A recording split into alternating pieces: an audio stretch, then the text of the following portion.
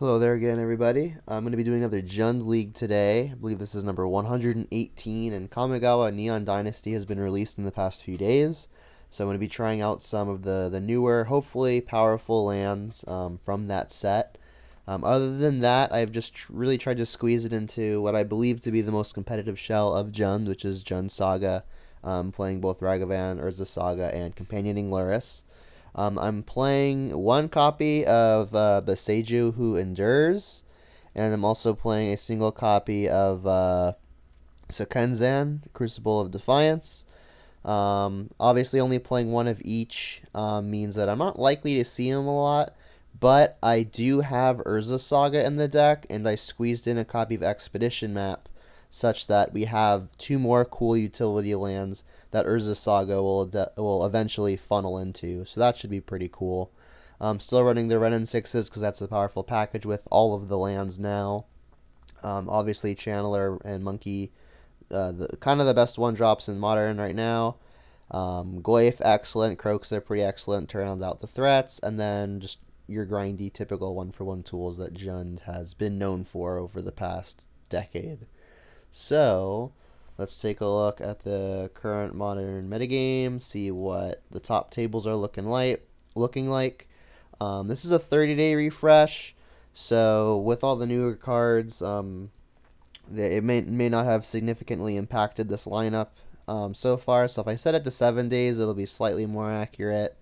But again, lots of new stuff running out there, and not really sure what we're going to run into. So with that said, let's see what we run into.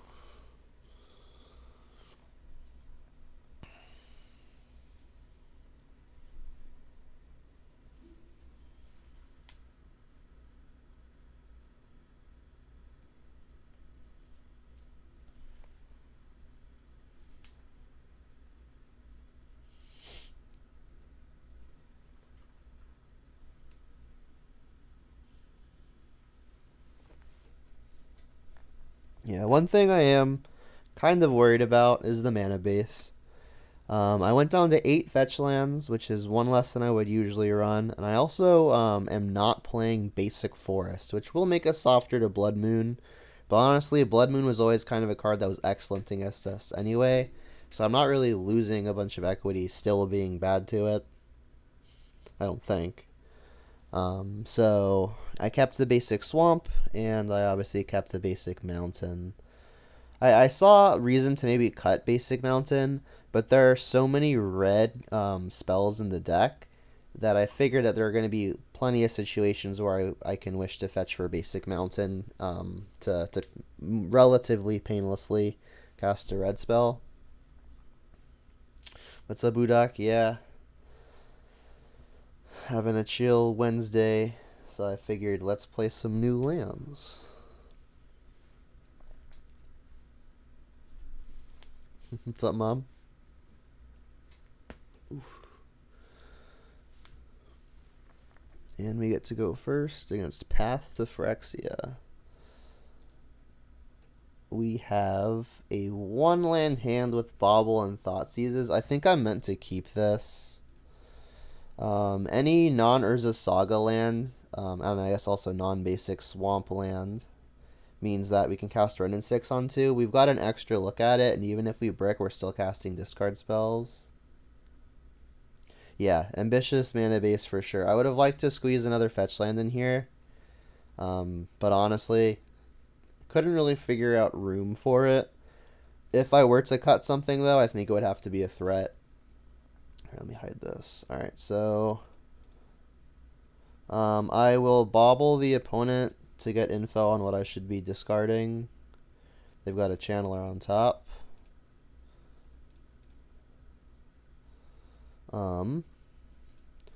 Could just get Overgrown Tomb, which means that Basic Mountain would allow us to cast the Ren and 6. Also, the new spell land would enable us to cast Ren and 6. I'll feel silly if I draw red spells and I need to kill something like a Channeler, though. I mean, all of my good draws are basically lands, so I think I'll just get the Blood Crypt, because if I don't hit a good draw, at least maybe I'll hit a red spell. So I'll Blood Crypt. Inquisition. They did not reveal Luris, by the way. Oh, wow. Just 3 copies of Ragavan, Expressive Iteration, and Bolt. I mean, I guess I take first copy of Monkey. I'm gonna have to mow through all these copies somehow. Suppose this is the way to start. And then obviously I would like to draw a land because then I can ping the first creature they play. Nice. Monkey. Yep, okay, so we're doing alright for ourselves so far. Another Ren and 6, not bad. So they can dash second Monkey in order to kill this Ren and 6.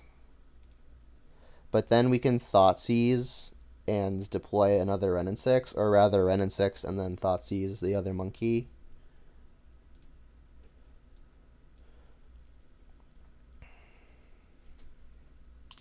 One thing you don't agree with is the new Kamigawa mountain that I'm playing with. That was actually added at random. I think it was just added because it was the newest one that I had in my collection.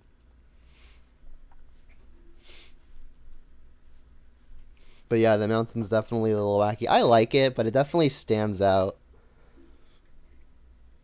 I think those new arts are pretty cool, but I'm not sure they're my favorite. Yep.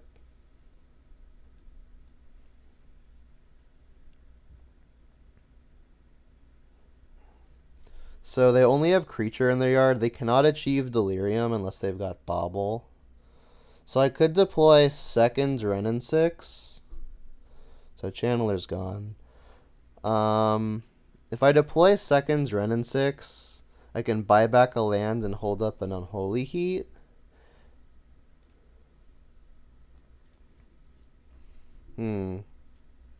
I think that's good. The issue is that we're not going to have the Unholy Heat as an instant speed answer to their third copy of Ragavan. What I could just do is I could cast Thoughtseize, take the Ragavan that way, and then have the Unholy Heat. Alternatively, I could just stick my pressure while the threat is down, and then, in fact, I kind of even just like doing that. It's going to stonewall their creatures on the ground. If they want to Expressive Iteration while I'm ahead on board and tap out, I can untap with just a bunch of interaction and a Goyf. So I think I kind of like Goyfing here. You think the other version is the best mountain ever printed? The one with the ability? The new one, you mean?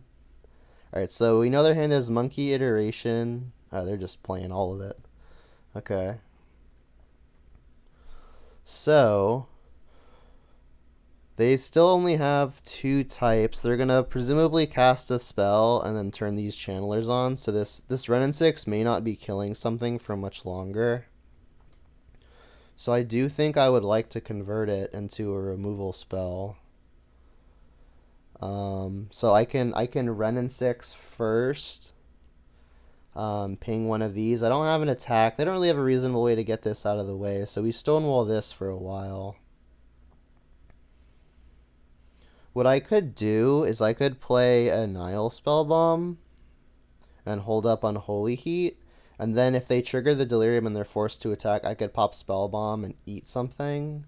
That seems good. I think I do want to slow roll this Ren and 6. I would obviously like to be hitting my land drops, though. So maybe what I can do is I can Ren and 6, plus it, buy back a land, play Spellbomb, and then just say go. That seems good. They're going to have to throw some kind of burn spell at it, which honestly is not that bad. So let's return Mire, play Mire. This means I won't draw the card popping Spellbomb, but honestly, I think that's okay. Go. The other Kamigawa Fancy Mountain? I didn't know there was more than one, to be honest. Thought it was just one fancy for each color, but I could be wrong. Yeah, this setup is nice, because like if they cast spells pre-combat and get the Delirium, I just pop this, eat one of those, and then next turn I untap with everything. Like the danger zone is basically only Murktide Regent. Like Murktide, I'm not sure how I would beat. I guess popping Spellbomb preemptively can help make sure we don't get Murktided. But honestly, like I'm planning on popping the Spellbomb pretty soon anyway, so that could just end up working for me. All right, so we know nothing of their hand. So when we do pop Spellbomb, we'll have Planeswalker, land, sorcery, artifact. So we'll be at 4/5. Consider entered exile. Presumably no land. Okay. That went about as well for us as it could have. Because now Renin 6, we still get to convert into a removal spell. And we still have everything afterwards. I do want to cast Thoughtseize, but I need to use the Renin 6 first. Because I don't want to give them Delirium, you know? I can cast my Channeler and then Thoughtseize. If they've found a Murktide, this can snipe it. Yield to my own. Don't think I want more discard spells. They found Murktide, they have Channeler, and a Bolt. I think I'm just going to take Murktide. That said, they could just draw another one and have me in danger, so maybe I should be popping Spellbomb anyway. And in fact, I think I just should. Murktide is kind of how I lose here. Let's just pop it on them. I'll draw the card. Peatland, not bad. We get to hit our land, and they've conceded. Excellent. Okay, so far pretty flawless. I think playing Goyf before everything else was a tricky line to find, but it ended up working out very well. Alright, so we're playing against Murktide. I like the Boils. I like the Dark Confidants. And then all of their Grave Hate should be pretty good. Terminate for Murktide. Engineered Explosives is pretty slow. Kolaghan's Command costs a lot of mana and doesn't do a lot. This is one of the matchups where the mana base being how it is makes me more nervous against something like a Blood Moon. Let's see. I think having only 6 removal spells means I need to keep them all for Murktide. I think on the draw, I can shave probably a couple copies of Renin 6. They're not as good on the draw. Glyphs are going to be great. I think having Bobs means that maybe I can even cut on some of my own 1-mana creatures, especially ones that get bricked so easily. This has me needing 4 more cuts. With a Terminate, maybe I don't need to overload on these Nile Spell Soul Guide Lantern effects. Soul Guide being the worst one. It's mainly there as an Urza Saga target if my opponent has something like a Leyline of Sanctity. I need 3 more cuts as is. Bringing in extra artifacts, I think I can afford to trim on Baubles, because Delirium is probably not going to be all that difficult. And then maybe I should cut some number of discard spells. Again, they are weaker on the draw, but they're good ways to check to make sure that my things are going to get through. Croxa seems good. I mean, honestly, the opponent's probably going to bring in relics of their own. So, I mean, having these threats may seem like it's great, but honestly, they're a pretty big Blood Moon liability. It could be completely wrong, but I think I like taking out the Croxas. They just aren't high impact unless you get to 4 mana. I mean, we're going to get to 4 mana probably, but all my other threats are good too. I think I need to keep this orientation. Yeah, I'm sad to see the Croxas go. In fact, I do think they're good in the matchup, but I think everything else might be more important. Oh, why did I bring in Pithing Needle? That was a mistake. I thought that was a Spellbomb. Alright, so if I find Pithing Needle, I'll feel silly. 5 lands, 2 boils, not going to do it. Mulligan. This is much better. Keep. 4 threats, I'll bottom one of them. Keeping the Goyf. I think I want to keep the Dark Confidant. That has the best steamroll potential. I think with a hand light on spells, I can ditch the Channeler. Sure. Also, in the event I get Blood Moons, I may be wanting to have access to a monkey so I can be making treasure. Alright, so I could monkey first, but I think it's probably best just to go for the discard spell. Maybe I can clear the way for the Tarmogoyf. So I'll say yes. Cast a discard spell. They do have a Blood Moon and only the one land. Well, I'll take the card that beats me. Say go. The rest of their hand's obviously quite good, but I am unable to really get around it at the moment. They found the steam vents. Brutal. I wonder if they'll just hold counterspell up. There's not really anything that they're super worried about, so if I were them, I would probably just play channel or hold up bolt. Yeah. In fact, they might just bolt main phase, trying to turn delirium on.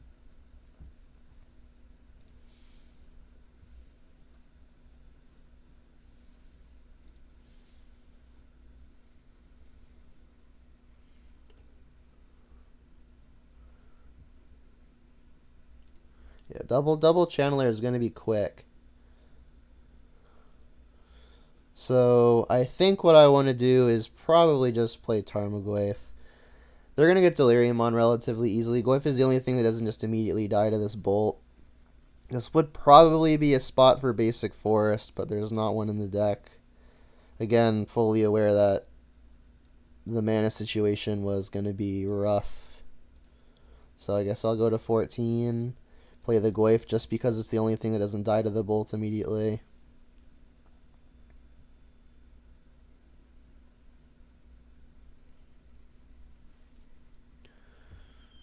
They just don't bolt. Interesting. Iteration. What we need to happen is that we need the opponent to not hit a land. But I mean, they've got like 5 looks at it between 2 surveils and the top 3. This is not looking good. Double channeler. Like if the opponent had double monkey, for example, or 1 monkey, 1 channeler, I think we've got a pretty good shot. But I don't have a single way to kill a single channeler, and they've got 2.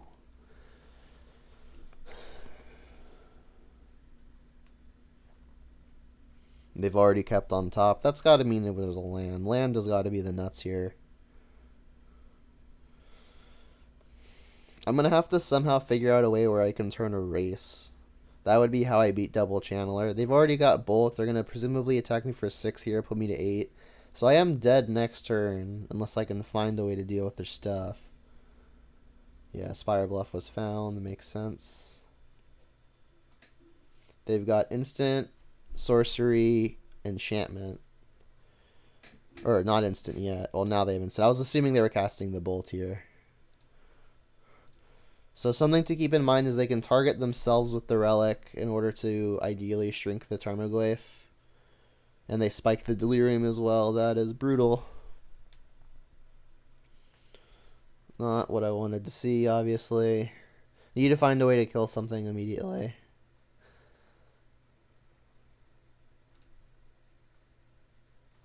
That does not count. That does just mean I am dead unless Monkey can snipe a removal spell off of the top of their library.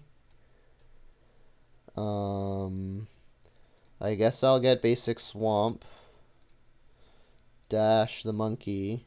And then we absolutely have to rip a removal spell off the top. Pretty much only Lightning Bolt. Unholy Heat won't do it. Relic. That is actually fine. We can activate the relic to exile all graveyards and make the channelers smaller. Also makes Goyf pretty tiny.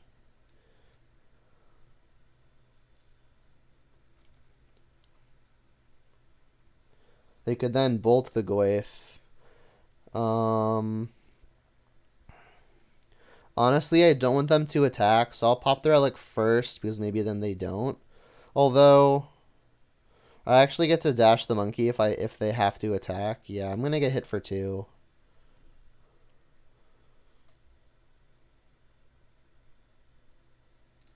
If they cast a bunch of spells here, they can maybe even get Delirium anyway, but I have to go for this.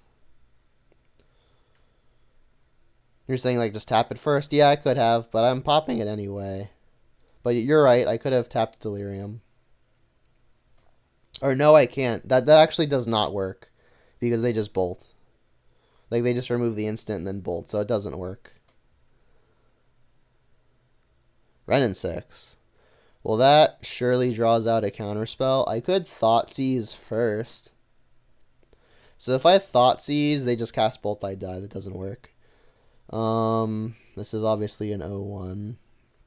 If I cast Renin 6, they counterspell. That doesn't work.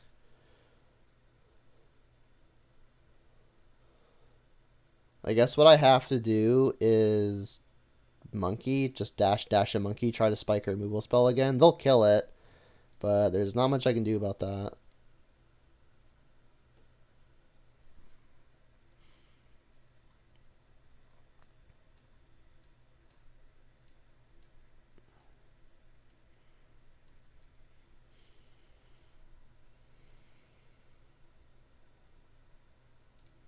As expected. And again, we couldn't Thoughtseize because they would just bolt us.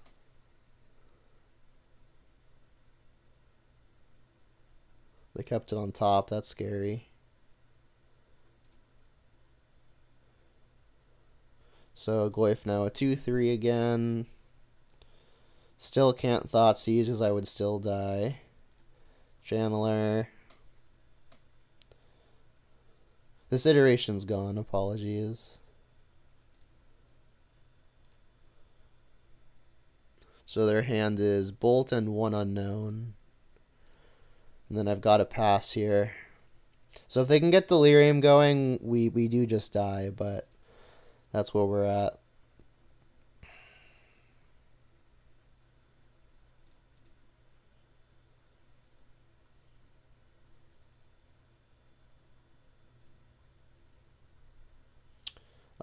That doesn't guarantee do it, but that's like 99% to get there.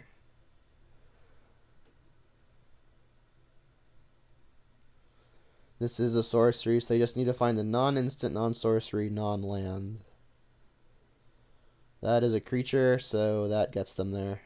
That's just game. They just attack and kill me. Alright, game 3.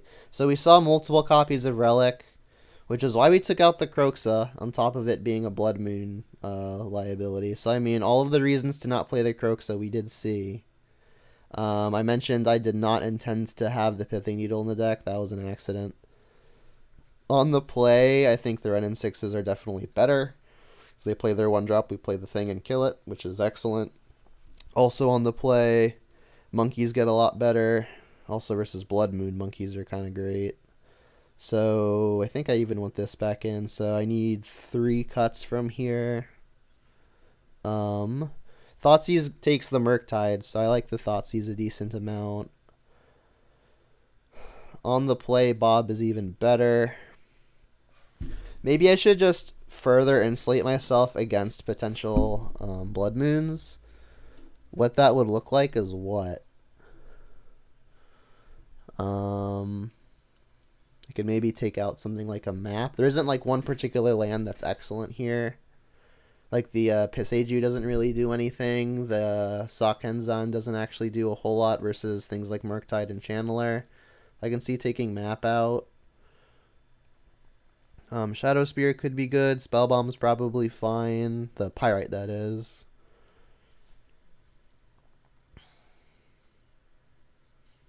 Two more cuts. Yeah, drop that needle for sure, for sure. On the play, it's very possible I should take out another something like Unholy Heat. Can definitely be risky versus the deck, which is mostly 1-drops. But we've got more Renin 6s on the play. We've got Discard on the play. We've got an extra copy of Terminate. Need one more cut. I don't want to cut Bob, but I think I will. Reason being is, on the play, all the other 1-drops are better. Goyf also better than Bob, barring Relic of Progenitus. Bob is good, but I think all the other ones are just, on average, a little bit better.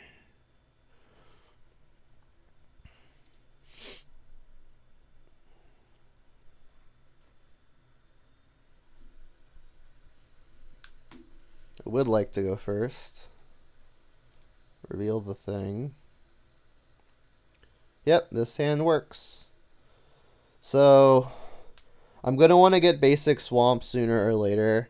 So I might as well just do it now. This is going to be my green source. It'll be a relatively painful green source, though. Probably okay. Alternatively, I could save the Inquisition for something that's a turn closer to a potential Blood Moon. Do I know anyone who opened Nubiseju? No, I have Mana Traders. I think I'm just going to go for the discard now. In which case I will get Basic Swamp. Getting Basic Swamp means that if I draw exactly Wrenn and 6, I'll look a little bit more silly. But I need to get this anyway. So they do have the Blood Moon. I'll take it because it beats me.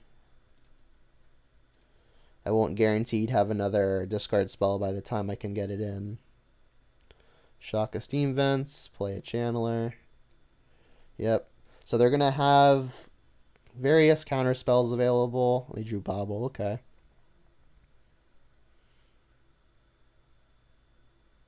That can go away.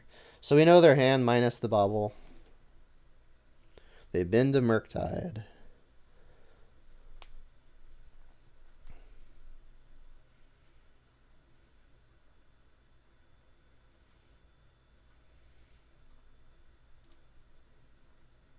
Channeler of our own.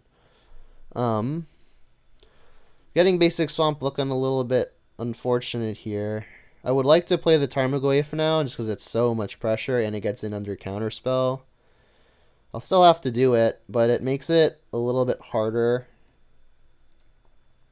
to double red spell. Like in hindsight, having drawn just all of these red cards, I'm wishing that my first land was something like a Stomping Ground. Or even an Overgrown Tomb. Or no, it has to be red. Stomping Ground would have been better. Soul Guide Lantern, annoying. So they have 0 spells in their yard. So Murktide is looking like it may stay in range. Alright, so Bolt changes that.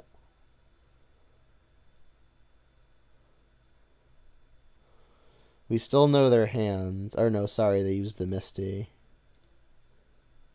Goyf a little tinier now.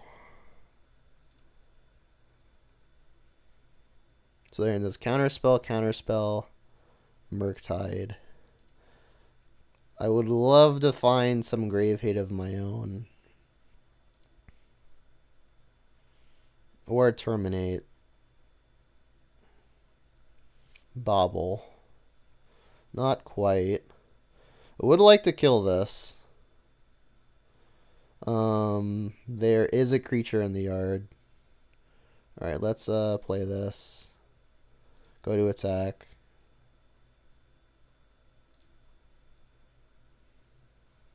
Jam. There's not a land in the yard, so if they wanted to pop Soul Guide, they could gain a life. So they can Murktide, which is unfortunate, obviously. I think what I want to do is play Channeler and then play this Bobble.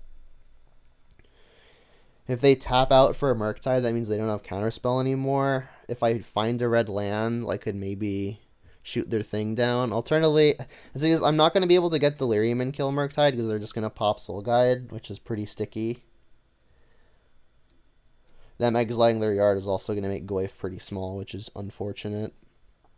So the question is, do I want to just deploy my own Channeler and play a Bobble, or do I want to use a red removal spell to kill their Channeler? So what does it look like if I kill the Channeler? If I kill the Channeler, they go Murktide Regent, and then what? So it will be a probably 4/4. Exiling everything. Goyf is going to shrink. They've got this as well. So I don't have an attack and do a 4/4, but then I can combine a removal spell like a Heat to kill it. That has me empty boarded versus a hand of counterspell plus extras. I don't think I'm winning that game. I think I have to deploy Channeler, then try to find some action with the Bobble.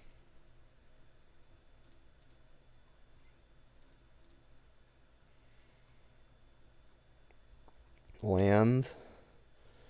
That's another red source, is what that is. I think it's not good enough. Let's just get some info. Keep perfect info on their hands. Channeler. Okay.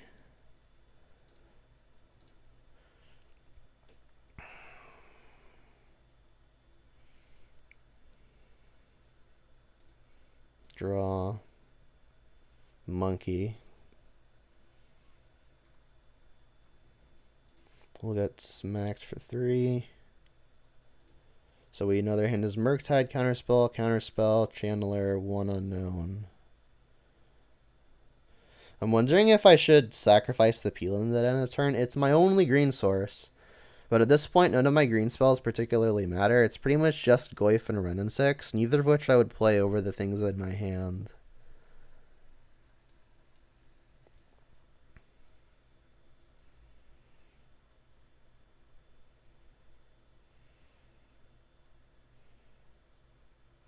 This is Murktide as a 4/4. It is.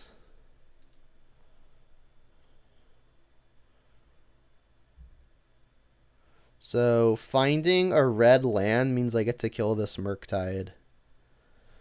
I think that's what I want to do. And again, like, my green spells at this point don't really do a lot. So red land would be a fine draw. Terminate is good too. In fact, maybe even better. Overgrown Tomb as a replacement. Not bad. This may be my only shot to kill the Murktide, so I should probably just run it. Trigger. They could obviously have drawn Force of Negation, but I don't know that they would bring that in against me. I don't think I want another red spell. In fact, bidding this would give me Delirium, which may incentivize them to pop Lantern. Alright, go to attacks. I assume they're going to pop their Lantern.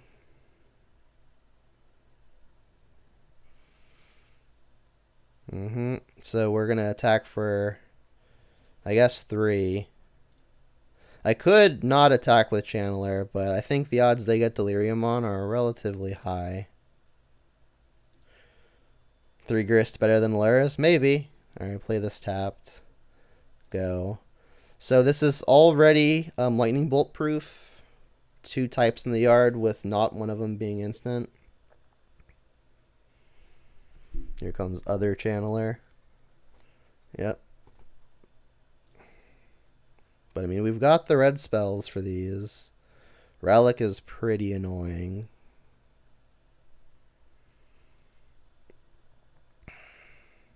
Instant artifact creature in the yard. 1 more surveil. Can you hit it? Please no. Please no.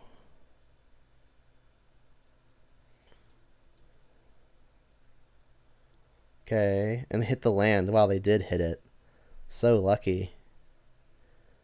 So now Heat does not kill a Channeler.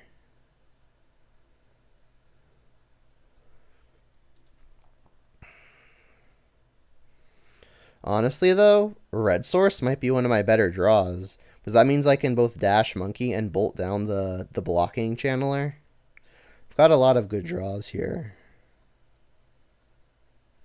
I don't want to see something clunky like a Wrenn and 6, which is what we will draw.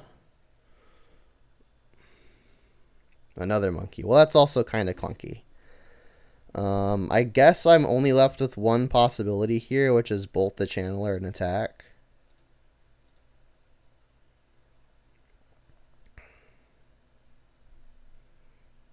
Monkey, we can bin that for sure.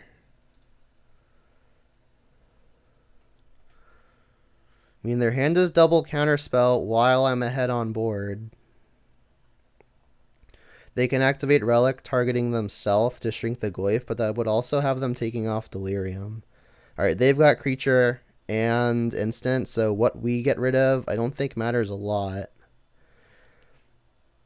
I guess it matters in the sense that we're likely to cast Unholy Heat sooner before everything else, which would add instant, which means that I probably want to get rid of my instant again, because if I put another instant in the yard, that'll be the most easy add.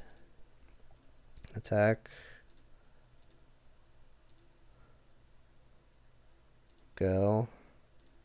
Yeah, the mana situation kind of catching up here. Grist would have been the nuts? Not really. Would have been fine, but a lot of things would be fine here.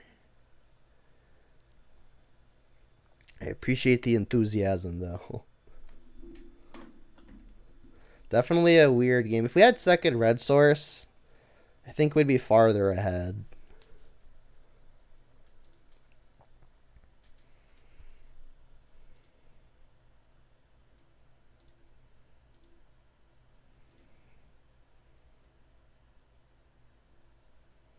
You find another Murktide, you're going to have to go to your main phase first.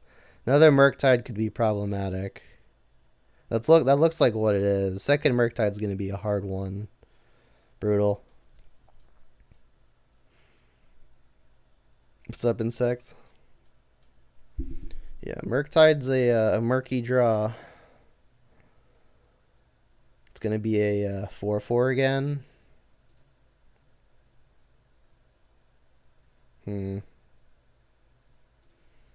Force me to exile my creature. Yeah.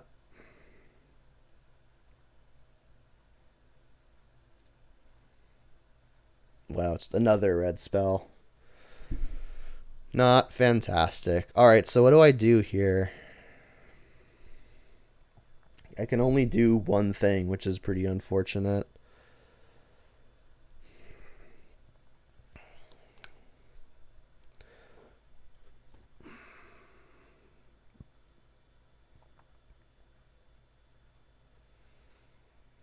I'm unlikely to be able to attack with 3/3s given the opponent's relic. And they've also got counter spells, so this may be the next most important spell that I cast this whole game. If I dash Monkey, they obviously just put a Murktide in front of it. I think what I have to do is play Monkey and pass. Alternatively, I could Channeler and pass, and then on my turn, I can attack. What I guess I could do is I could cast Unholy Heat on their Channeler. Yeah, I could just cast Monkey, right? But then I'm dead to their board. I think what I have to do is Heat the Channeler, and then if they attack, I don't really have an attack back, and they just have counterspell available. Yeah, it's not good. If I go for casting Monkey, what they do is they just attack with theirs, hold up counterspell, and then I can't win. Like, I go for the Heat on the thing, they cast counterspell, and then I'm dead. I would, if I find a red source, I would be able to cast this, they counter it, I dash Monkey, I get in for only 3, because this would get blocked, this would be 2, and this would be 1, that's 1 short.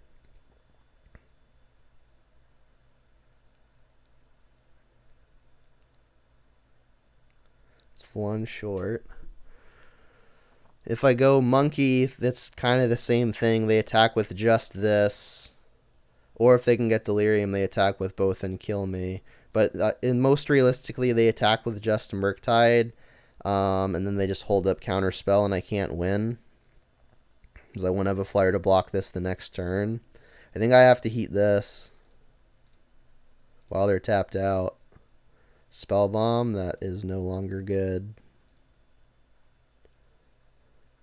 This is a 3/4, this is a 4/4. Not quite good enough to punch and force a chump. So close, though.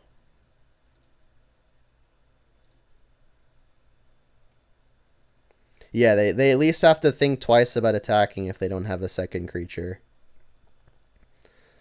This would be really easy if this were 1 larger.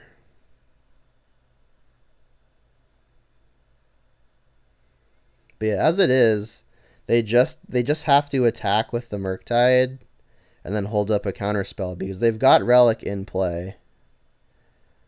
I guess I remove the instant because they've got an instant. But I don't know that it matters. They should probably attack. I'll go to 2, huh? And they just have to hold up the counter and the relic and they're fine. Okay. Yet another red spell. So if I go for the attack, they just pop the relic. I have to dash the monkey. And they'll just counter this and pop the relic and they win. They should counter this though. Unless they're worried about like red land plus like a bolt or something wacky. Yeah, they should 100% counter this. I go to attack, and they just pop the relic. The only way we win now is if they somehow have to fetch shock for this relic. Which I guess isn't 0, but odds are. I guess this is still only 3/4, so they actually just have to... They would have to pop the relic. Yeah, this is not going to work.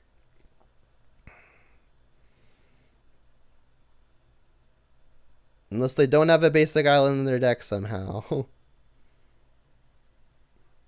Yep, pop relic. And we die. Good games. Yeah. Well, one of the things I was definitely worried about was the mana base, but not having a second red source, which is the most abundant color in the entire mana base, definitely hurts. Here's the deck for those just joining. You can also type !deck in chat, and that'll take you to the Stream Decker where this list is located.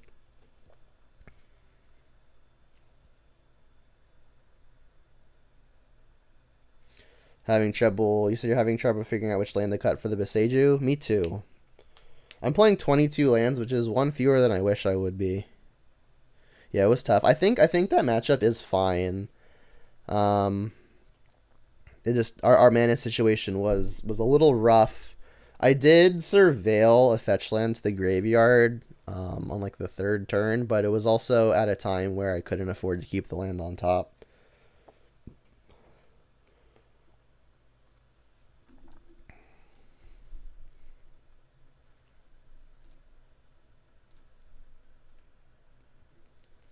This hand's good.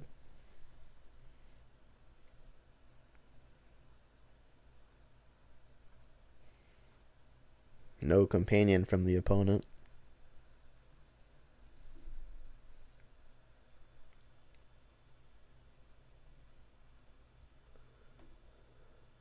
Just noticed that the record indicator is working again, which is nice. It wasn't not long ago.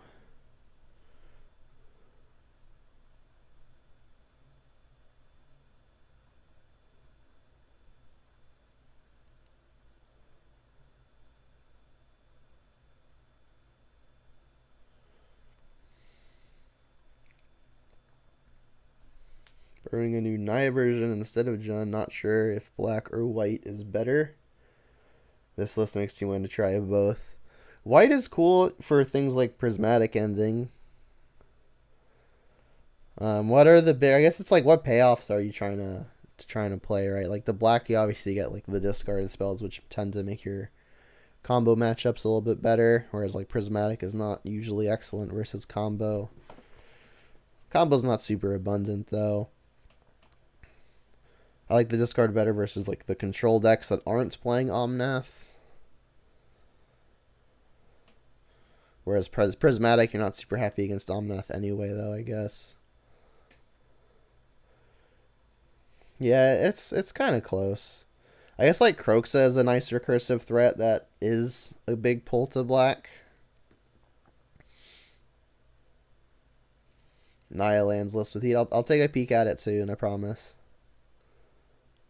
I'll do it like in between games or matches. Yeah, Kroxa is good. You can't really splash it though. If you're playing Kroxa, you're like kind of devoted to black a little bit, which is fine. Black's a cool color.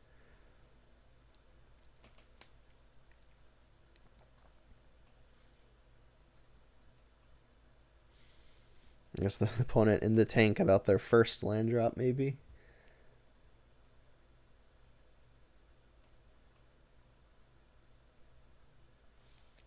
Is it a return of the last match? I guess we'll see. They didn't play a monkey or a channeler yet.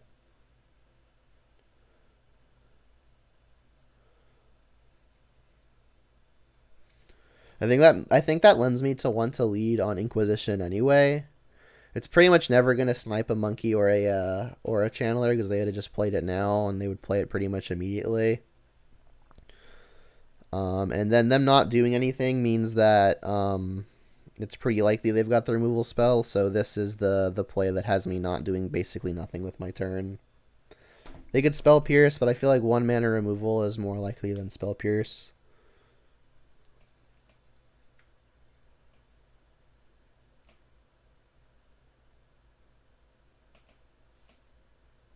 Force. Alright, pitching Brazen Borrower. So Murktide will sometimes play like 1 or 2 copies of Brazen Borrower, but I was going to say it's more likely Living End, which in this case it is. So our best way to combat this game 1 is going to be Nihil Spellbomb, which there are 1 copy. Usually you get it with Urza Saga. So I find it easy to escape Kroxa with the mana base, 4 Urza Saga, and now 1 more only green land. Boseiju should hurt. Yeah, I mean, that was always kind of the case, though, with Gen Saga when they were playing Kroxa anyway. Like, it was usually like, basic Forest, which I'm not playing, so if you want to kind of, like, think of that as swapping with the Boseiju. I'm playing 1 less land, though, so that may be a detriment. Alright, so I'm going to go double Channeler here. I need a clock. If they've got the Cascade spell, I'm kind of not winning anyway. I think I just need to apply maximum pressure and hope they don't have it, and I can kill them before they can find it. It's not Rhinos, they're Living End.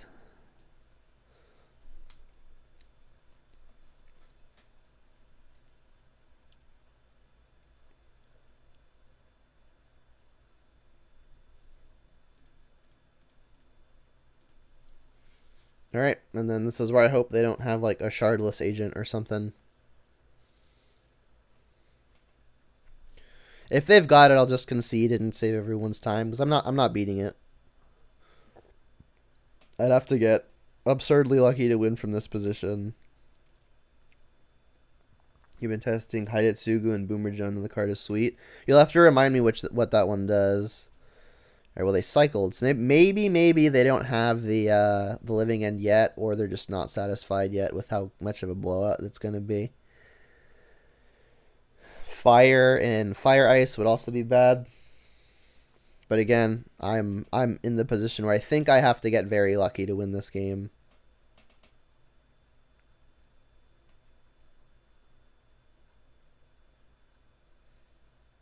The saga what? Oh, it's the red-black saga? Oh, the mythic. Yeah, I did 1 draft on Magic Online and opened one. I traded it in, though. It could be good. Shadow Spear. Honestly, spells are spells. Let's cast the Run in 6. Maybe get Delirium. Hopefully attack for a lot. They're forcing that. Well, they should have let me Surveil first for what it's worth. Been that. Been that. Well, so like this is a route to Urza Saga, which is a route to Nihil Spellbomb. But at this point, it's just going to be too slow, and I think I need to guarantee the Delirium. Well, it's not obviously guaranteed, but maybe I get there.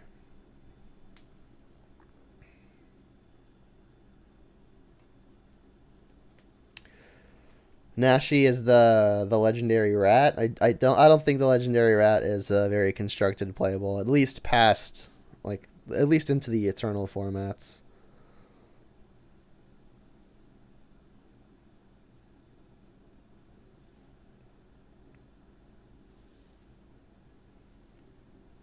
Their hand is empty, by the way, so they just straight didn't have the Living End. So the plan of get extremely lucky is so far working. Overgrown Tomb. Yes. And then ideally I can flip Delirium.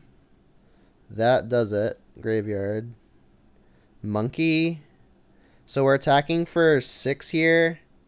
And then that means next turn we could attack for 8. 6 plus 8 is 14, which is not lethal. So this doesn't actually change the clock, right? Is there anything better in the deck?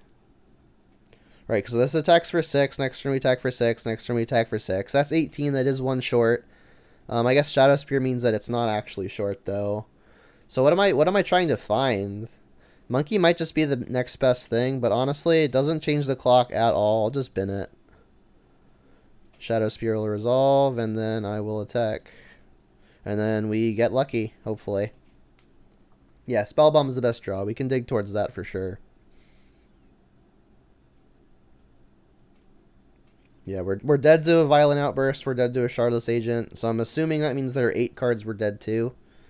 And the opponent also has a fair amount of redraws. So now we just gotta hope.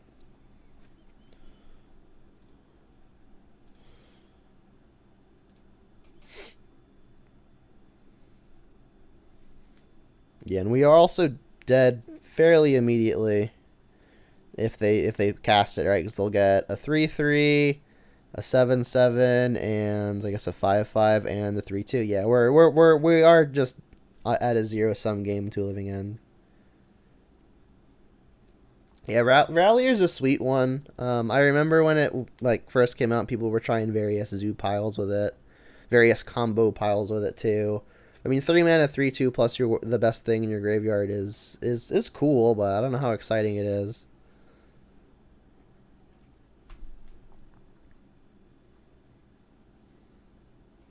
It's also additionally only if you have like Revolt, right? Which in Modern, I guess, isn't that difficult. It's a cool card, but I don't know.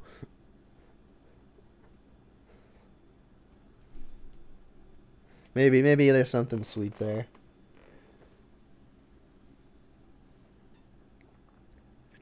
So I guess this is the opponent currently praying while they're paused at their upkeep, saying, "Our Father who art in heaven, is there a Shardless Agent on top?" Well, Violent Outburst does it as well. I guess we're gonna get to see some stuff. All right, nothing out of the ordinary here. The Living End, we'll get a monkey. What a great deal.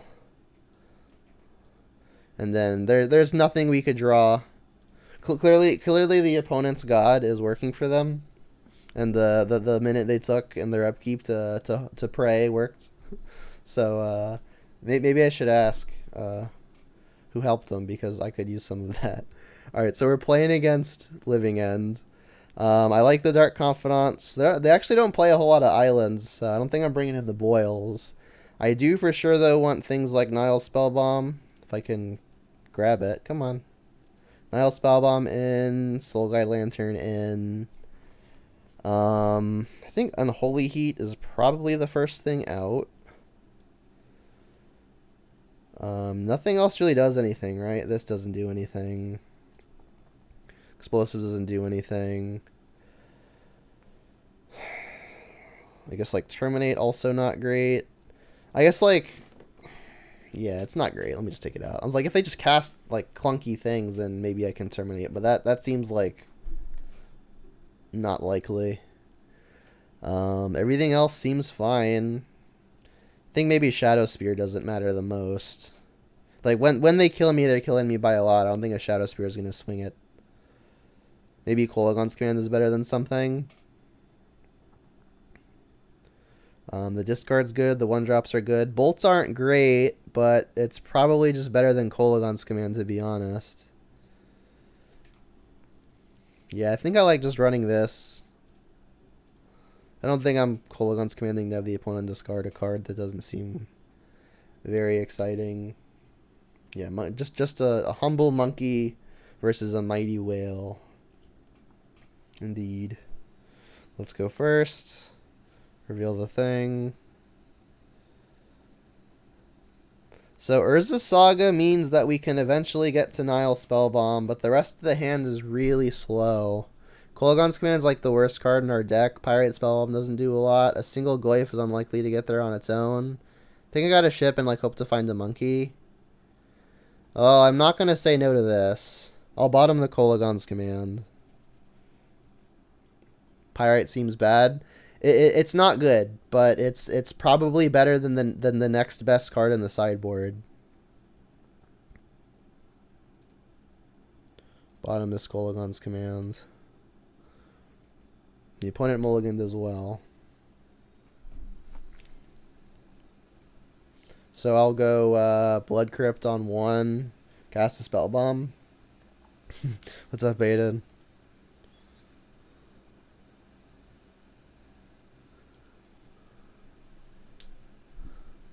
So missing the pressure, hoping the bobble will help find it.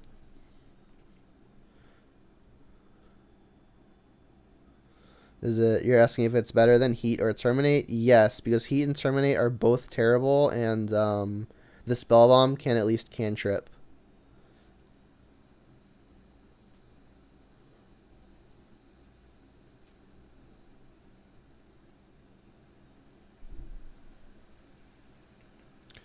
I'm not gonna actually bobble to then fetch, because the opponent is playing a Force of Negation deck, and playing the bobble as soon as possible mitigates the chances they have at having a force. Because like if I wait, for example, that's one more card that could be a force. I would rather just neither one of them get countered.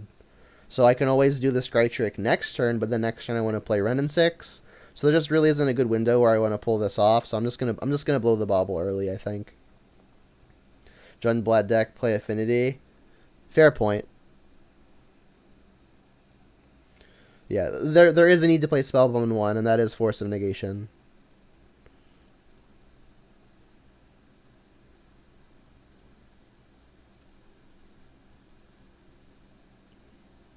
Cool. Alright, Bob will go.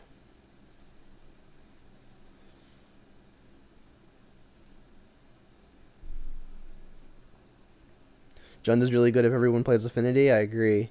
Although maybe not anymore with like things like Thought Monitor, like they're just playing 8 Thought Casts now. Is this Boomer or Saga? It is Saga. If you want, you can type !deck in the chat, and that will take you to the list on Stream Decker. Yeah, this is ideally the good version of Jund. Trying out some of the cool new lands. Ancient Grudge and Kolagon's Command. Yeah, those are 2 cards that are excellent versus Affinity. That's true.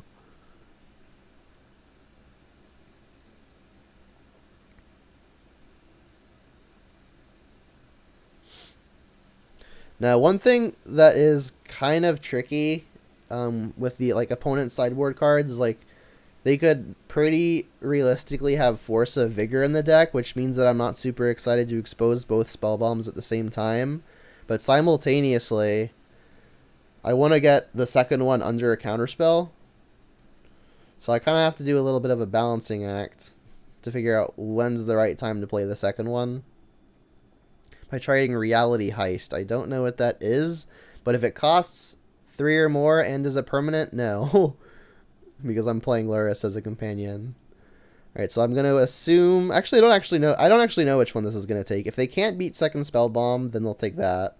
But Ren and 6 is, like, also fine. If Affinity is tier 1, just play Shatterstorm and free roll. Yeah, I don't think you would want to play Shadowstorm in Affinity, right?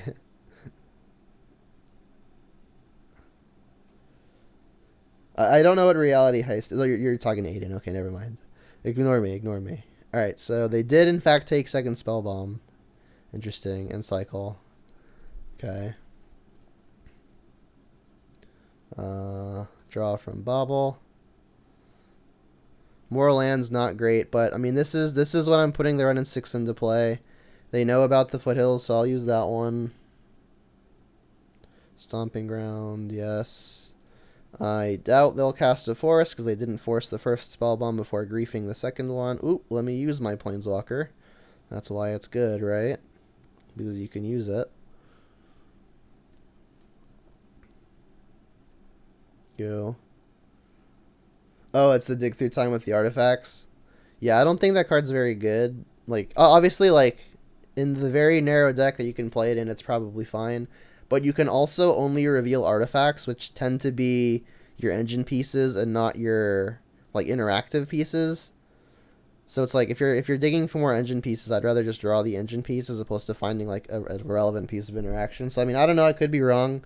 But it just doesn't, like a good draw 2 just doesn't seem to be what the deck is missing. And you're already playing 8 draw 2s.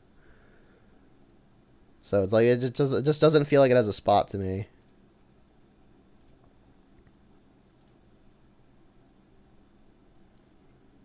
Discard spell. Please force this so I can just cast another one. Alright, well their hand doesn't do anything. So, I mean, I don't do anything either. I do have Luris, but I cannot get it into play quite yet. My opponent says hee hee. LOL. Alright, won't be casting the second one here. General opinions on the Wandering Emperor player, but yeah, maybe, do you think she's strong Planeswalker for Eternal formats? I do not think so. I think the card is very cool. If I remember correctly, it's the 4-mana Planeswalker that's double white.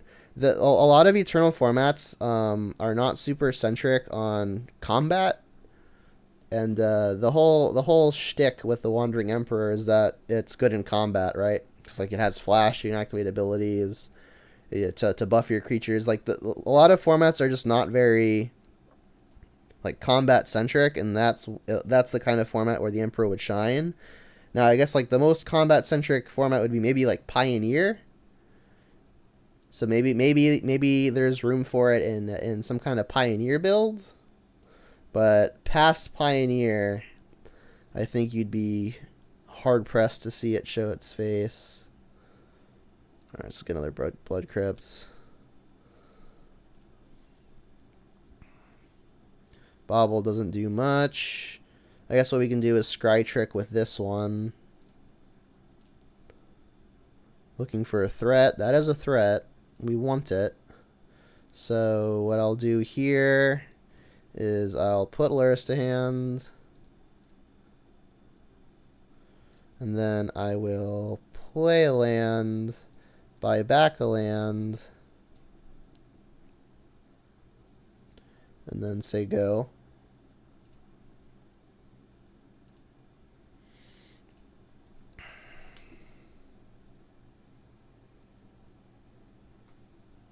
Maybe he goes in Urza decks. You can't grab the Urza, which does make it a lot worse.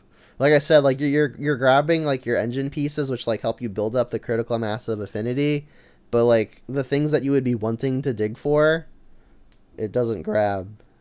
Unless you're playing like a combo deck that where the combo pieces are artifacts, then maybe there's a spot for it there. Like maybe like Thopter Sword, for example, could be a home. I will fetch on my upkeep for Spellbomb reasons. Basic Swamp is fine. Draw. Bolt is not exciting. Although, actually, Bolt paired with Renin 6 could be a thing.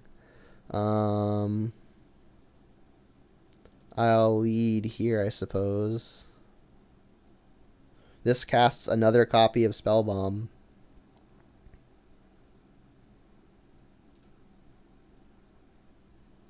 I guess I can put a land into play first.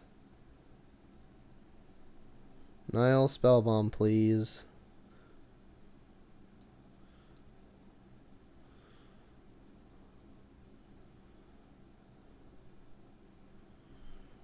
Alright, I've got 2 deck lists to look at now. I'll get to them after I'm done sideboarding if there's time. Alright, Cascade. Revealing Stuff. Popping Spellbomb. And then I think I actually want to play Channeler here. Actually, all of my red sources have been fetched.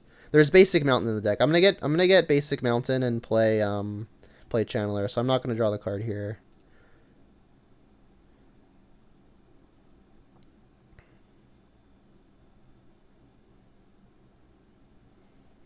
Alright, Living End will resolve. Our Luris will go bye-bye.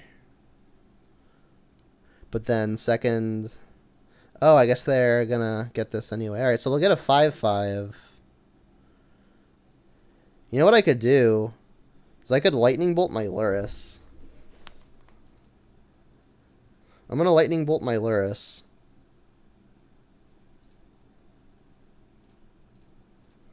So I get it back with the Living End.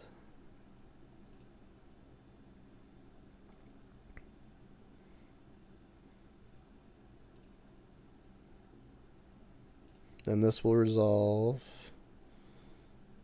This is stuff they revealed. I can return, I guess, a Bloodstained Mire. Go.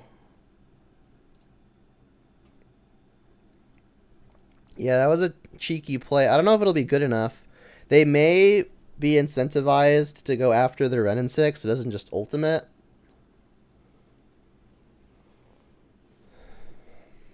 I don't think I can afford to block just because, like, Luris is good, right? We've got second Spellbomb in play, so we are insulated versus another copy of Living End. I think I need to keep the Luris. Like, Luris also just attacks. The issue is, like, they're getting into the territory where they can just, like, cast their things. Which is bad. Alright, well, they're not casting a thing right now, which is good. Another Spellbomb. Okay. Having drawn second Spellbomb, I kind of want to just cast a Bauble because it draws a card for free. Is that crazy? If they could kill the Luris, they'd have done it now. What says I might have to hard cast them? Yeah.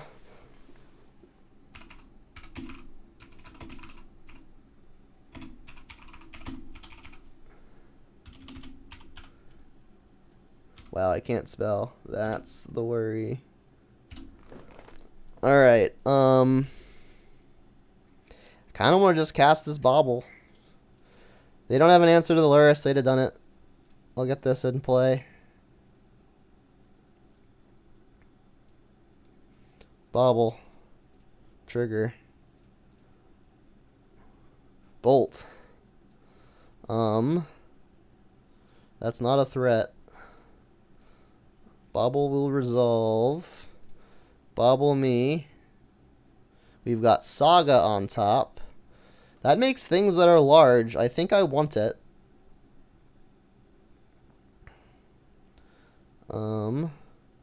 Play a land. Go to attack. I guess I could just look at their hand for basically free. Attack. This is a weird game. Connect. Bam. Plus. The lands don't mean anything. Let me ping them. This one damage could matter more than the land that doesn't do anything. It says just need 2 more lands. Nice. So we're drawing Urza Saga, which I do think we want. It doesn't do anything immediately, but we're drawing multiple cards a turn. It's probably safest just to get the Spellbomb into play. Exposes me to Force of Vigor.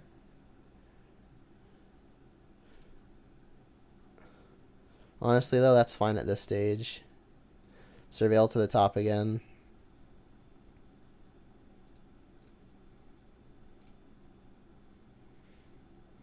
Might play the first Urza Saga of the entire league over an hour into the league. Kind of funny. Or you know what I should have done, which I'm only now realizing, is I should have just popped the Spellbomb to play this immediately. Get it going a turn faster. So that was a mild mistake. I definitely should have done this. You're saying, but maybe Retrace could matter. We are 7 turns away from Retrace, so I don't think we're gonna quite get there, unfortunately.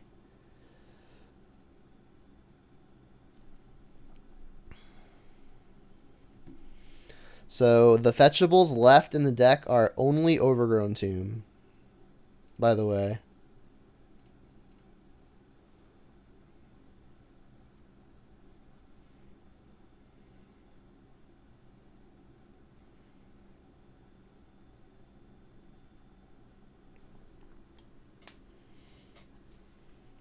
So, pretty much not blocking wherever this goes. Just go and face. Yeah, I'm not blocking.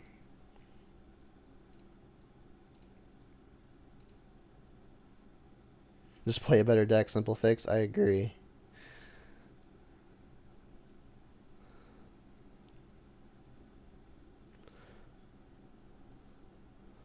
I don't think there's much a difference between 9 and 8, but I'm sure I'll be proven wrong.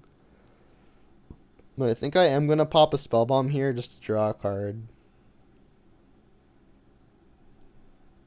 What is this? Petty Theft the Lurrus.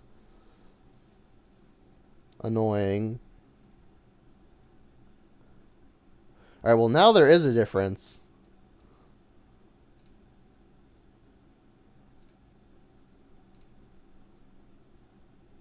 So many windows. Alright, pop this, target you.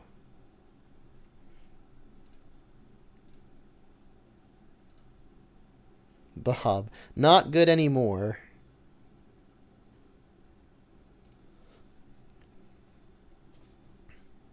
Kroxa.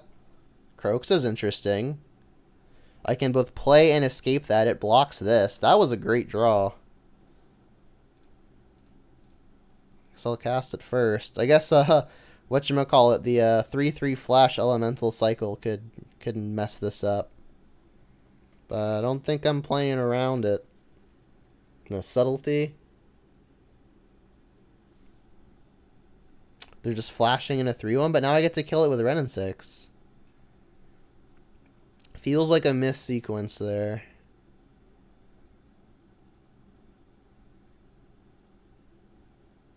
Bob in 2022, can you believe it?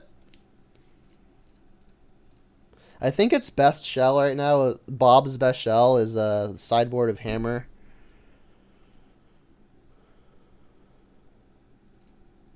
Black. Black. Red. Red. Make sure to keep Delirium. Plenty of artifacts. Keep a Spell Bomb for Lurrus purposes. Done.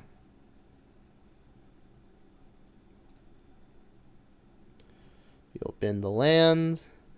I'll ping this. Finally play an Urza Saga.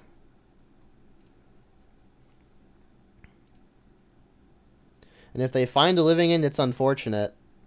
But I do have the Spell Bomb. Okay, we are somehow winning this game. Well, I guess somehow. I mean, we had infinite Nile Spell Bombs.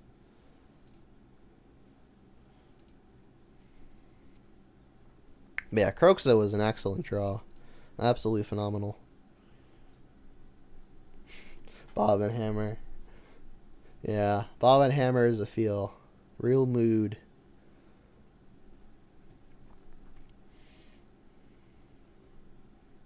You're supposed to defeat the enemy, not join them.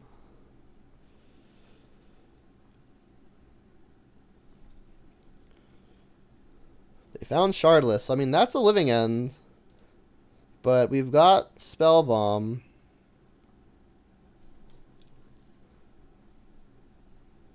Revealed, like, basically their whole deck. Pop this on you. So you will not get a 5/5, and you will not get a Brazen Borrower. You will have a 2/2, however.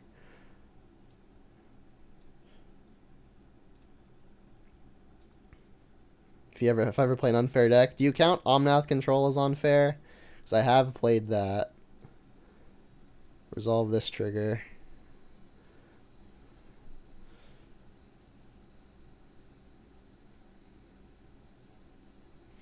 So I can escape Kroxa and do something here. I guess I can play Lurrus.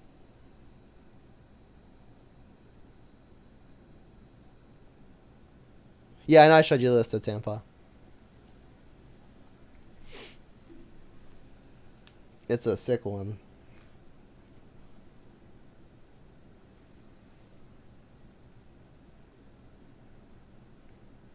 Alright, so the opponent hasn't shuffled, so we know that all of these cards are on the bottom. Is there anything we don't have to play around anymore? There's a Brazen Borrower there, there's a Force there, there's 2 forces, 3 forces. So 3 forces are gone. They cast one already, so their hand, or the top cards of the library, will not be a force. Probably not Brazen Borrower. There are 2 here, and they used 1. I guess that means there's still 1 in the top area. So if I re-escape Kroxa, they go to 3. and then we just like have Kroxa. I can cast Lurrus off of here, here, can still escape Kroxa. And I don't have anything to draw off the Kroxa. I could fetch. Actually, I don't have any fetchables left, so scratch that. How do I lose this? If they Living End again, they have a Striped Riverwinder, but if they do that, they do just kind of die, don't they? Yeah, so I don't want to play the Lurrus here then, because if they find another Living End, I want to be able to cast the Kroxa out of the yard by going Lurrus Kroxa out of the yard. Opponent says GG. I think they're just gonna scoop it. But yeah, we're going here. So red, black, exile some stuff, leave a spell bomb. Boom. You'll go to 3.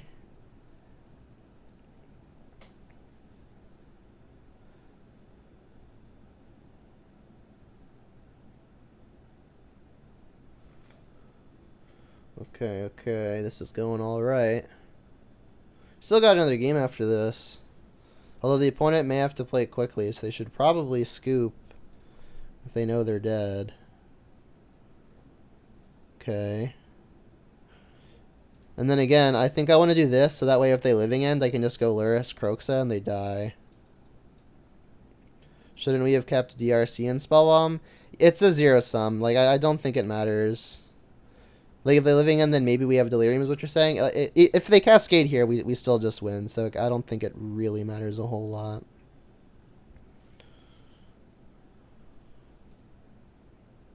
Sure.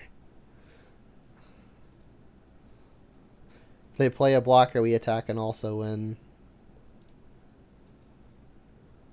See, now Living End might actually be good, except we still just have Lurrus play Kroxa.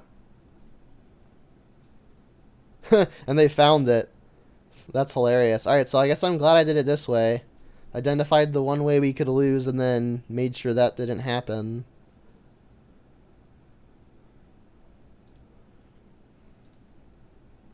Oh, they just don't have another Living End in the deck. Fair enough. I mean, so we still just attack and kill them that way. Yeah, the opponent knowing they couldn't win... No, they probably should have conceded, because we do have another game. They say no more bolts. We just have to attack. We don't need no more bolts. Big brain. Galaxy brain.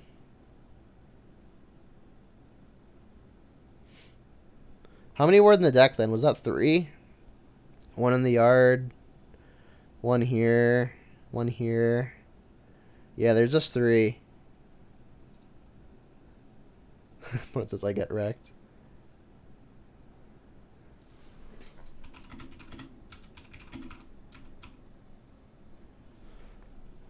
Well, my chat box is lagging, so I guess that means they finally scooped. There we go.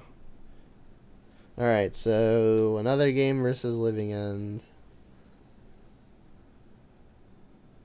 Opponent said what?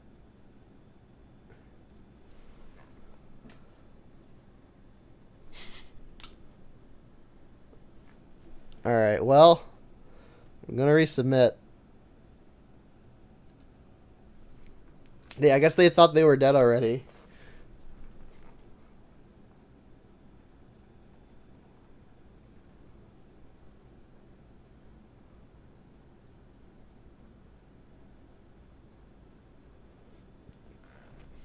I guess that explains why they didn't concede.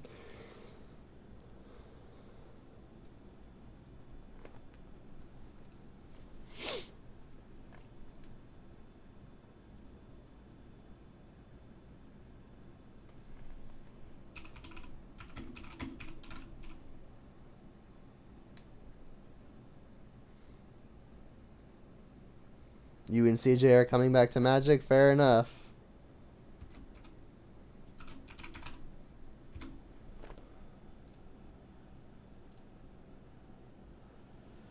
The worst spell bomb.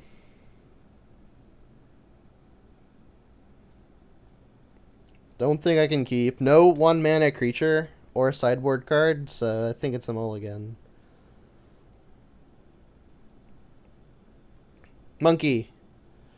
Not a monkey, but discard spells. That could slow him down.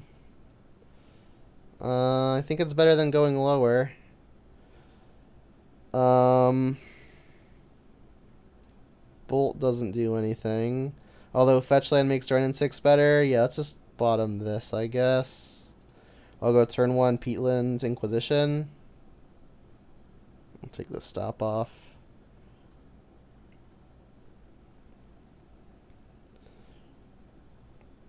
Run a T. Oh, I think I saw your tweet about that. Ooh, and we found the spell bomb. Well, now I'm definitely doing that, right? Although I could Inquisition first, right? Because if they got Force of Negation, this could check. Yeah. Let's do a Force of Negation check. And if they've got 2, I can just double spell next turn and get it in. Oh, no, they've got Grief. So if they find a black spell, it'll be awkward.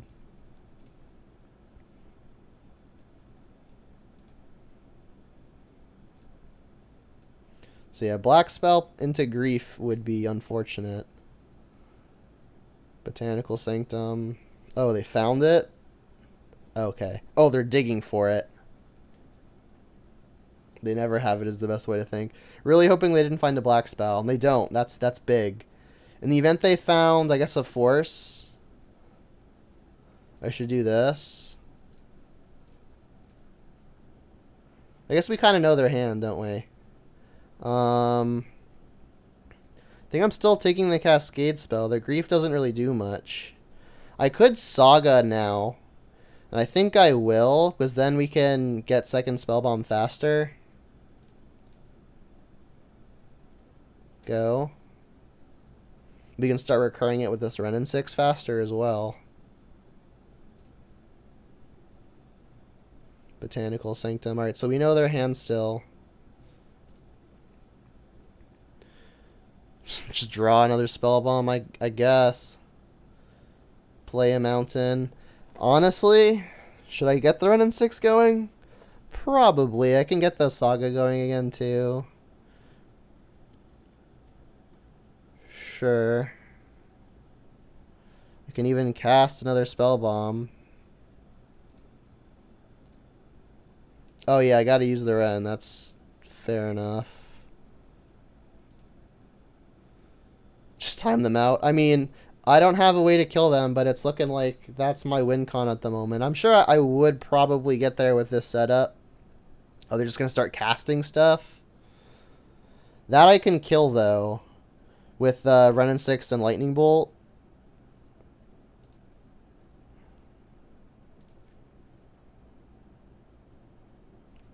Channeler's a good find. I guess I'll just make mana. This gets... I mean, I guess it gets a Soul Guide. This can get rid of this.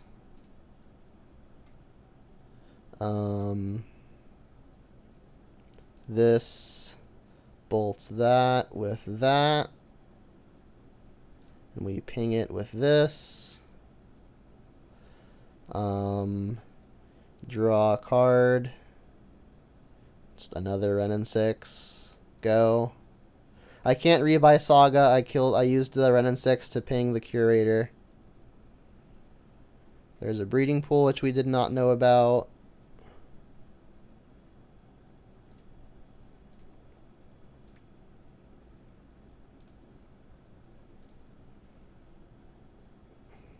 Another Renin 6, because why not? Buy back Saga. Play a Saga. Play a threat. Say go.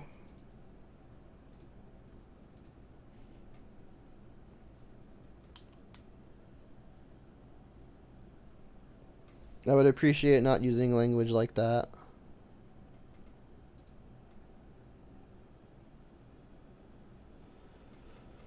Let's untap. Land is, I guess, fine. Play a land. We still do have Luris, but at this point, activating Saga is just faster. We've got double spell bomb in place, so I'm kind of not worried.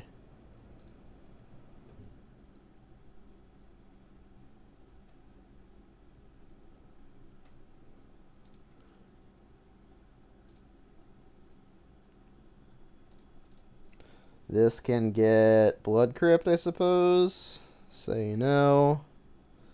Activate this. Start attacking for a lot. Okay. Did I activate Ren? Yeah, I did. I believe I had purchased back the Saga. Do the thing. Just in case 2 spell bombs wasn't enough.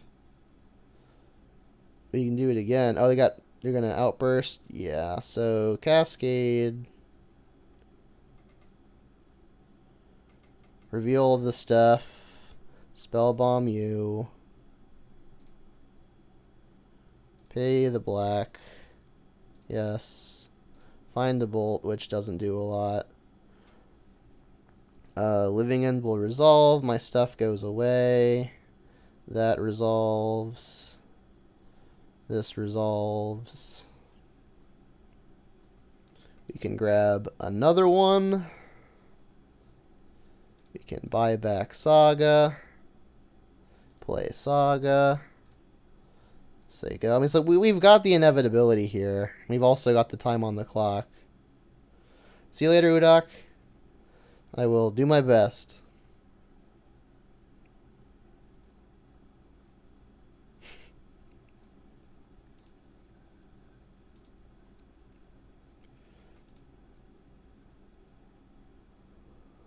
That doesn't do anything. There's not a land. There's a land. Okay, so we can buy this back. Play it. Say go, and then we're still just activating Urza Saga.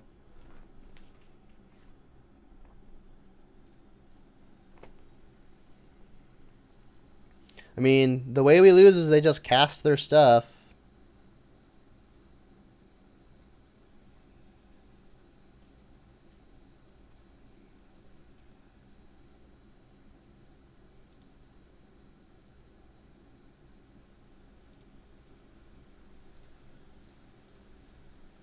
Make a 3/3.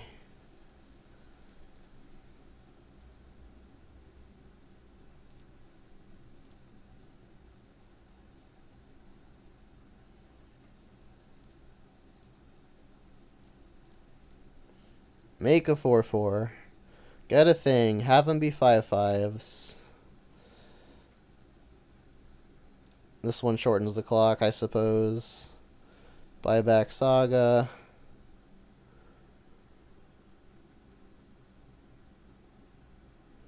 Violent Outbursts again, which is just a sweeper this time. My dog just got very excited. I'm winning, Delray. Play a Saga.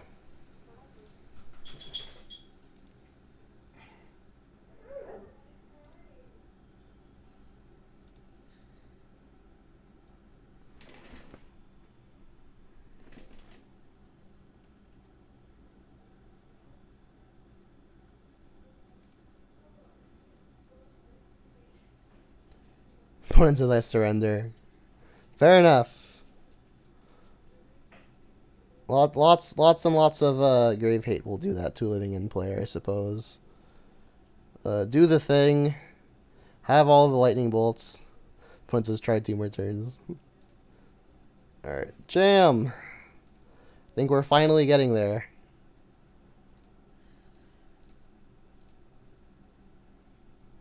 Trigger. Bin. Buy a thing. Oh, finally did it. Alright, well, it's been an hour and a half and we've finished exactly 2 matches. So I'm going to take a 2 to 3 minute break and I will be right back for the rest of the league.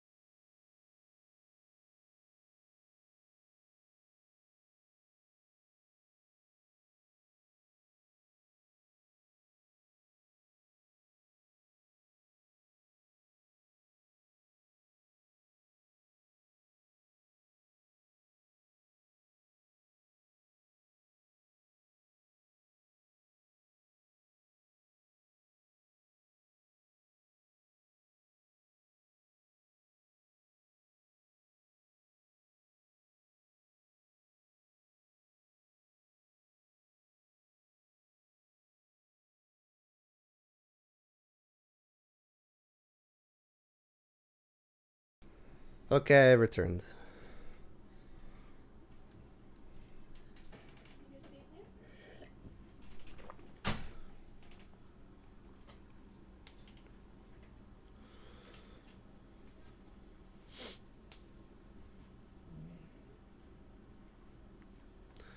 That was really long and really drawn out.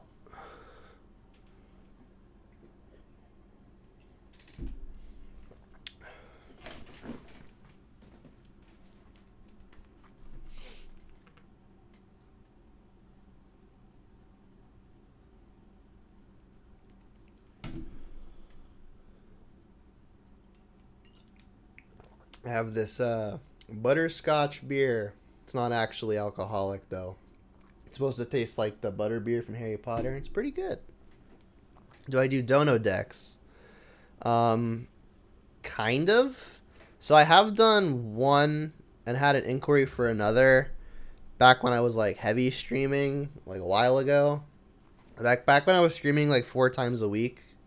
Yeah, I did a dono deck, but I really haven't like been very consistent with the stream schedule. Playing against Hasbro, Brendan. I wonder if they work for the mothership. Well, no lands, can't keep. Keep this. We've got a lot of threats. I think I'll just bin a redundant one. We're going first with the monkey. Blood Crypt. Yes. Monkey. They did not companion, by the way.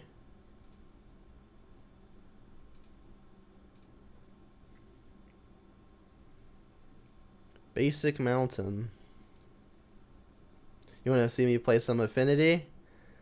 Affinity is a good one.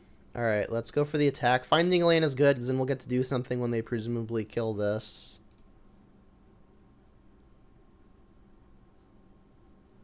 Scred. Oh, gosh.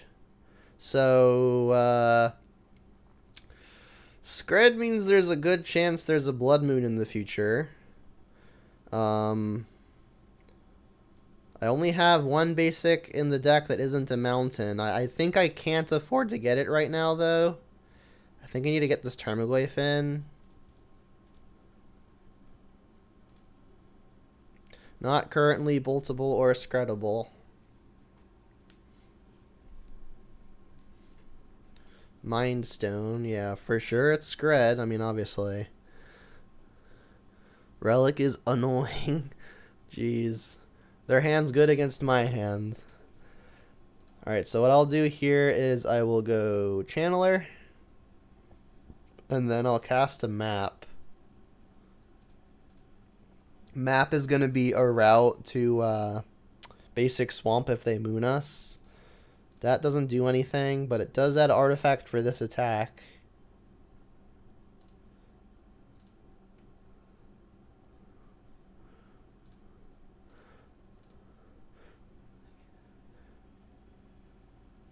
Targeting themselves, remove instant, makes sense.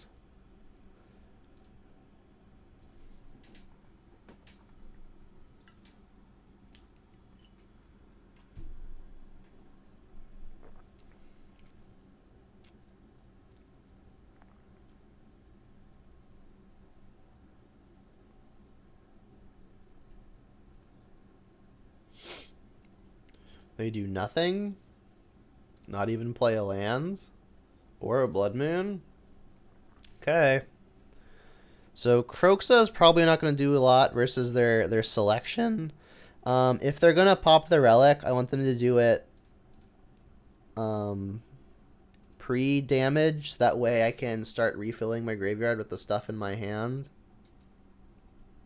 Okay. Do I want to just continue hitting my land drops? In the event they don't have a Blood Moon, Urza's Saga could be potent.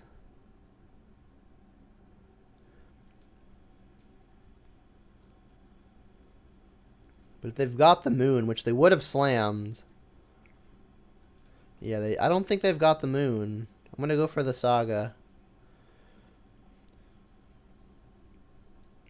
Urza's Saga.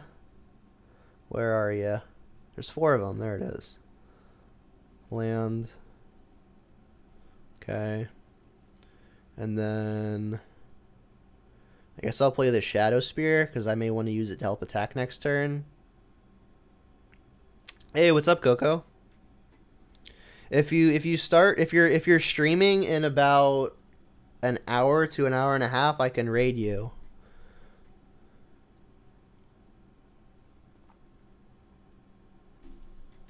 All right, let's play a Shadow Spear because I think I may want to just be attacking with it next turn.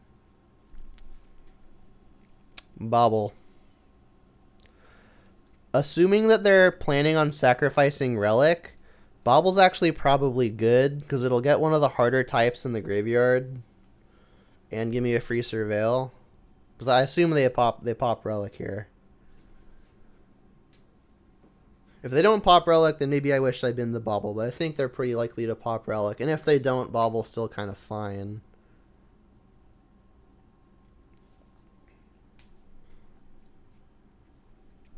Cast a Skred. Then pop Relic?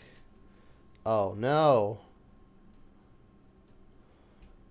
That's brutal.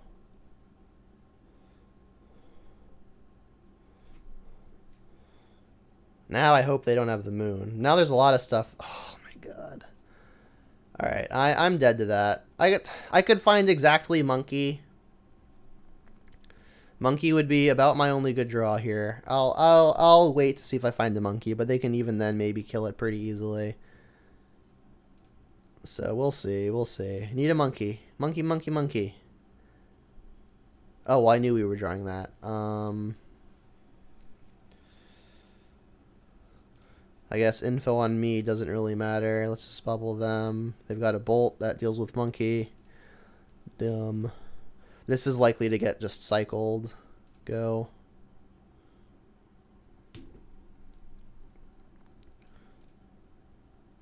Another bobble. Demonstrate a loop. Alright, you win. Killing all my stuff into Blood Moon was pretty brutal, not gonna lie.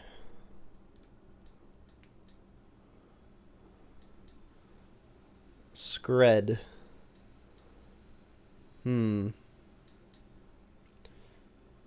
Versus all the Planeswalkers, Pithy Needle's probably fine.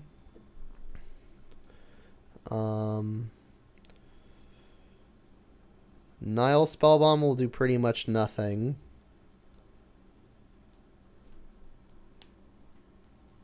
Ooh, Legacy D&T, that one's pretty sick.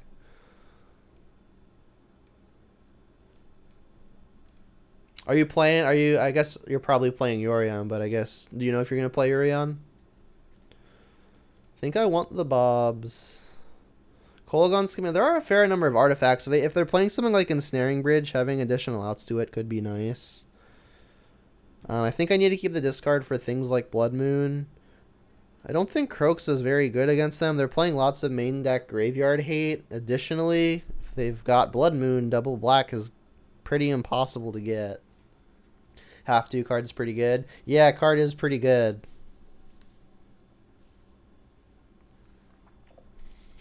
One more cut.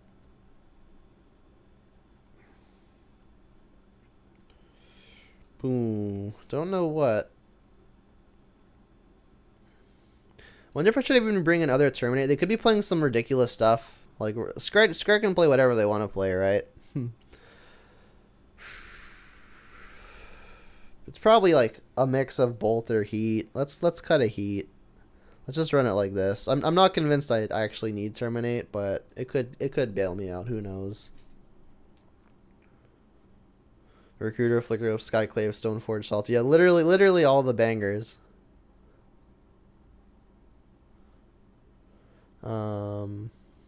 TCG Con Louisville? Nah, I have no idea. Yeah, I'll go first. Reveal the thing. Damn. I mean, we just straight died any removal spell. Jeez. Yeah, I guess I'm keeping this. Bottom Thoughtseize. Go turn 1, Stomping Ground, Channeler, Bobble.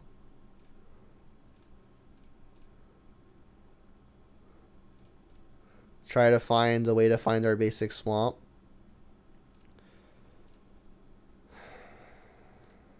think I want to find basic swamp. Could be wrong. I guess I should. I don't see a real reason why the timing on this would matter a whole lot, but I guess I'll wait.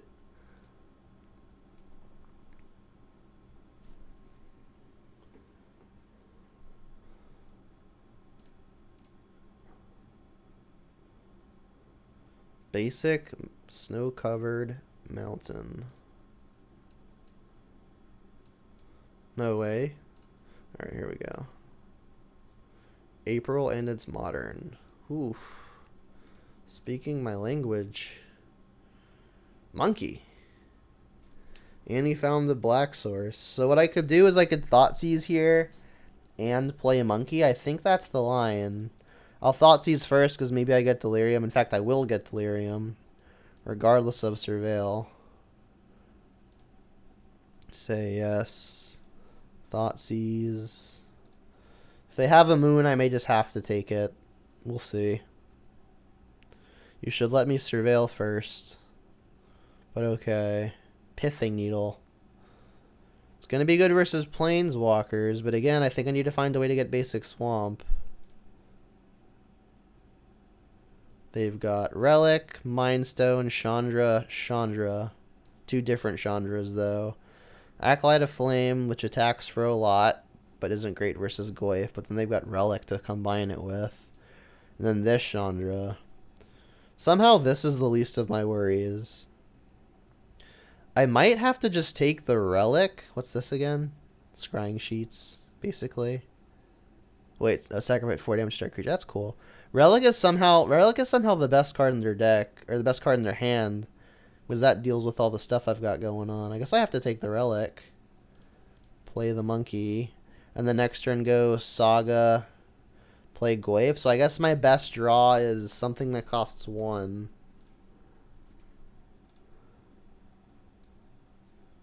Or I guess even 2 if they're just going to tap out for Mind Stone. Opponent's deck is sweet. That does in fact cost 1. I should probably attack first, because if I hit one of the opponent's bangers, I could just cast it.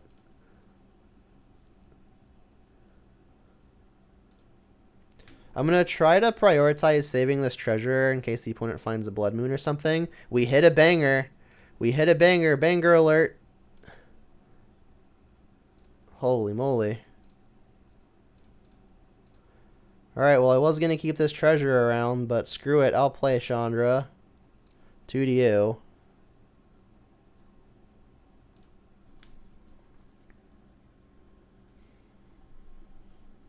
So many trips in April? Where are you going? It's only April. There's nothing happening in April. I guess that's 2 months away, right?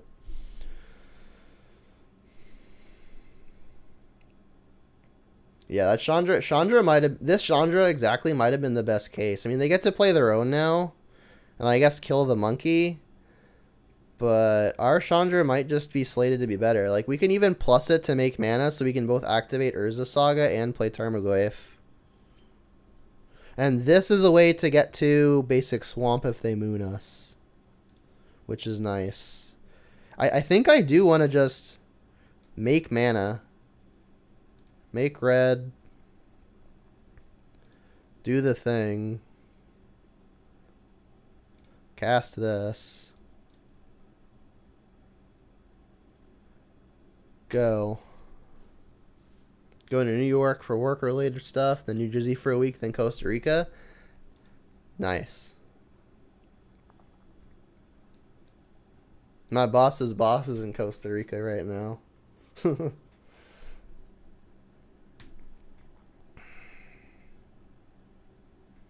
Anniversary is nice.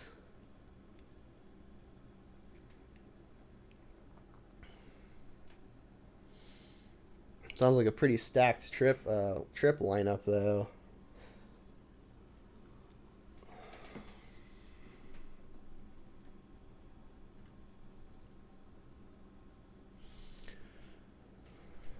Alright, they played their Chandra. I should probably cross that out. So the minus on this one is you can cast an instant or sorcery with 3. So they could bolt me again. Making mana. Uh-oh. Work, then family, then relaxing. Business, then pleasure is good. There's the moon. There's the Chandra. I mean, we've got Goyf. Goyf is kind of large. We might even just ultimate this Chandra pretty soon. Oh, they're going to bolt instead. Are they just going to bolt Chandra? I mean, we're pretty ahead. We know the last card in their hand is Mouth of Ronom. It does 4 damage to a creature, which is not enough.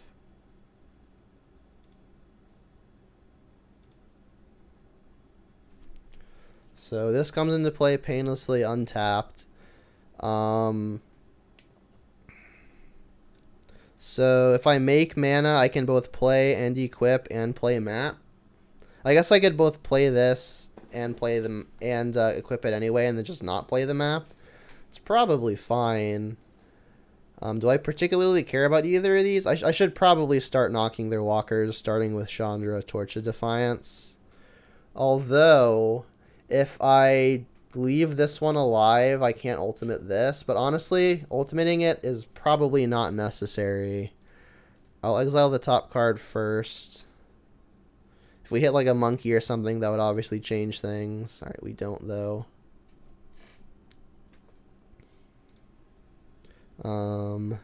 Equip.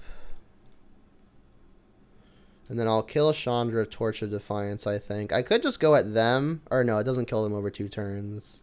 I think I'm trying to kill Chandra. Yeah, Mouth doesn't work with Moon out. You're right. Alright, so this Chandra. Not super worried about them taking me off of ultimate.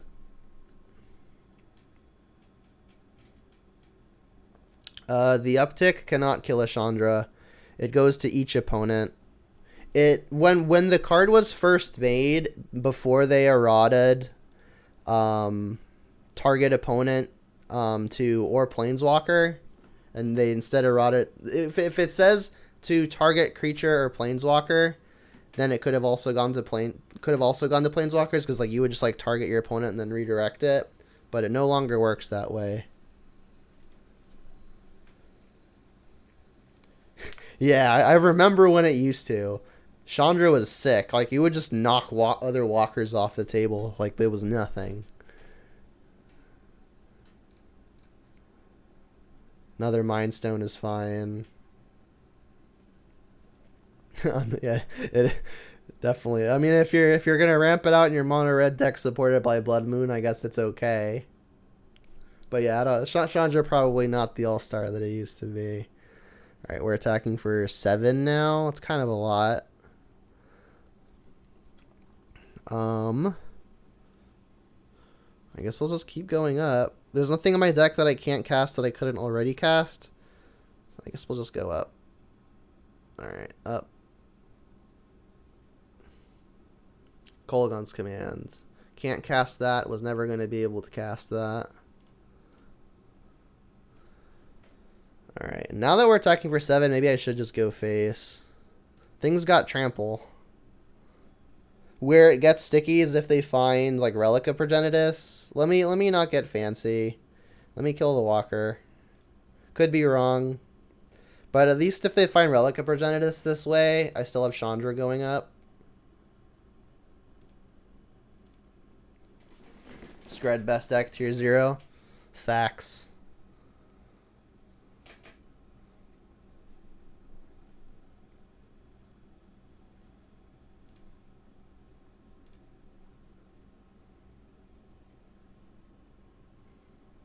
Why do I still have the stop set?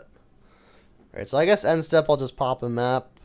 Although maybe I should wait. I don't actually need the swamp right now, and if they do find a relic, I may need a way to put something into the graveyard. That's rude, but fine. Can't even minus it to get the Fury out of the way.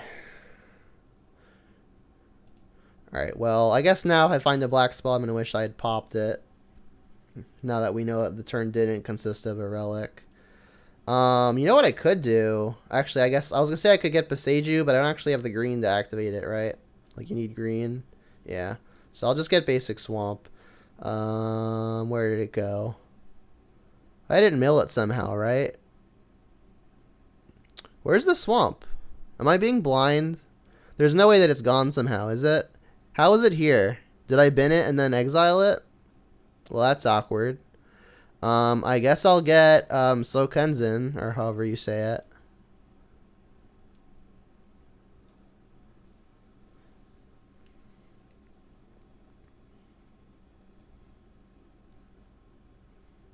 Yeah, Shadow Spear and Tarmogoyf are a match made in heaven. That doesn't do anything. I guess I'll plus, deal some damage. Whoa, we found a bauble? What's worth more, random card or 2 damage? I think it's 2 damage. Because not a lot of the cards in our deck actually do anything. Attack for 7.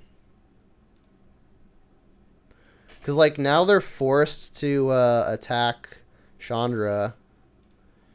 And then we can just discard Sokenzan, or I guess use the ability and block. Which costs 4. I guess while Chandra's in play, it costs 3.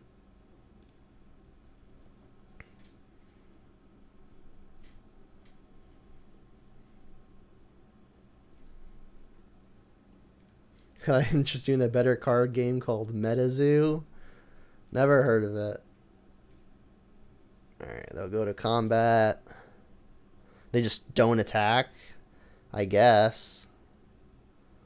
Still do this now.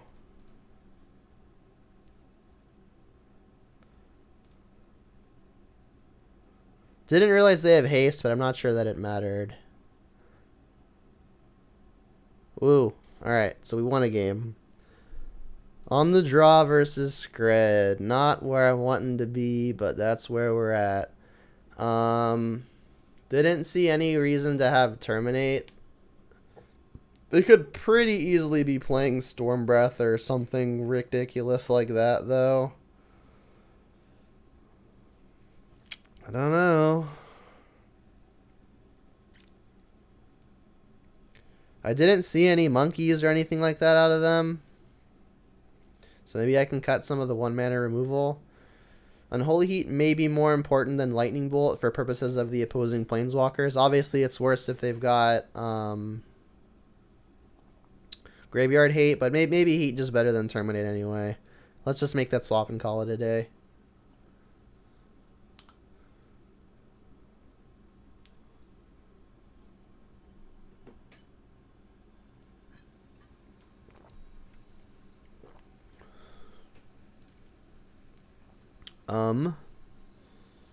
Yeah, I'll keep this.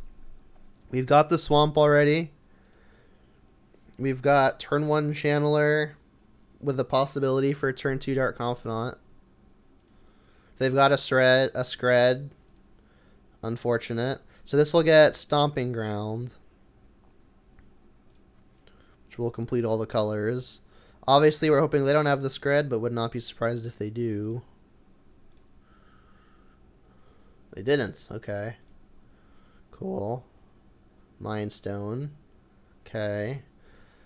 So that's a pretty interesting one. Because that can take the Blood Moon if they've got it. I think I have to try to take the Moon if they've got it. So I'll play the Swamp, cast the Inquisition, trigger this. Another threat that is castable under a Blood Moon or something ridiculous. That's a close one. I think I'm gonna bin it because I do wanna get to Delirium with the first one. Okay, so they have Fury, Anger, Moon. Well, I'm taking Moon. I could cast Pithing Needle and try to hit Delirium.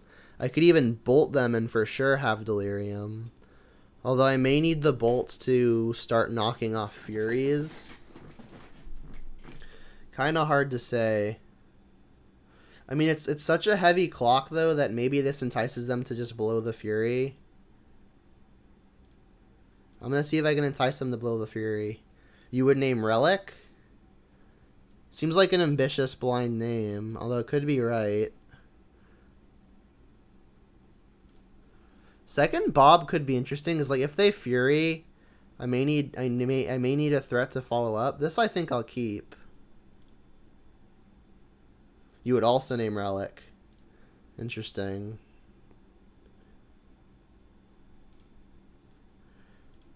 I was more thinking that it should be for one of the Planeswalkers. Because, like, we haven't answered a first Planeswalker, but second Planeswalker is going to be very difficult. Whereas, like, the threats that we have going for us don't actually require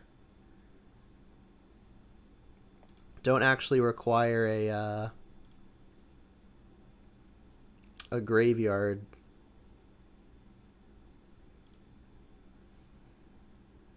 Alright, so there's second Bob. What I could do is I could name Mind Stone to make sure that they can't just cast a Fury next turn. I think I crossed out a Fury by accident. I could name Mind Stone. Because again, the threats that I have don't really care about the graveyard. I think I'm going to name Mind Stone, which sounds pretty ridiculous.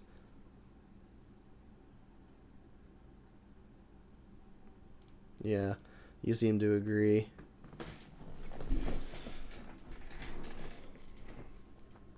Yeah, it's a mana ability, right? Oh, so what you're saying is it doesn't stop them from casting a Fury. I understand. That's relevant. Alright, well, now that I've done the thing, I guess now I'll name Relic. Alright, Relic of Progenitus. Okay. Alright, and then their hand is Fury, Fury, one unknown. If they find a land, then can just cast a Fury. Obviously pretty bad for me, but I don't think I can afford to do nothing.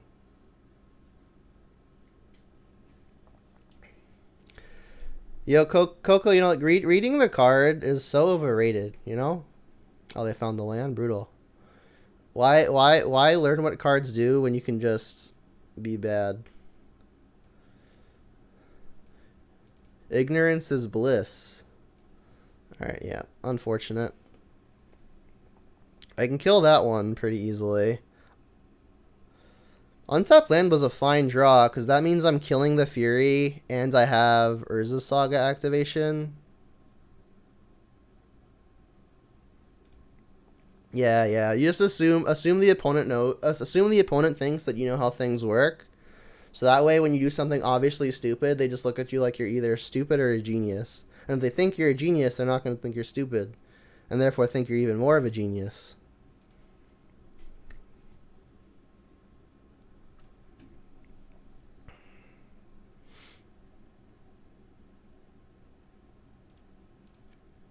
Not a very exciting Unholy Heat, but I think I want to gain 6 life here.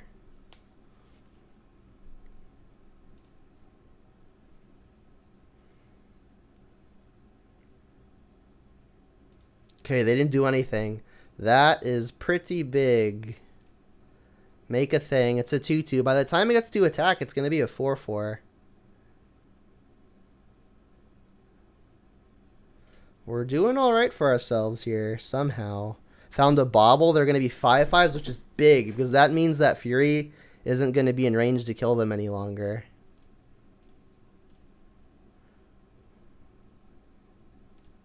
So what do we get with this?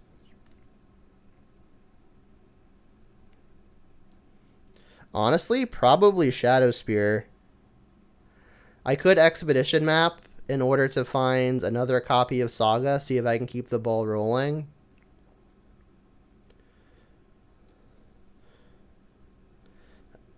So I'm attacking for 5 here, puts the opponent to 9. You think it's Spear? I mean, Spear tramples through stuff, which is relevant. It could also make sure that if our artifacts go away, we can still push through a Fury. Yeah, I like the Spear. Cast a Bobble, make them 5/5s. I don't know that Spear seals the game, but it's definitely not bad.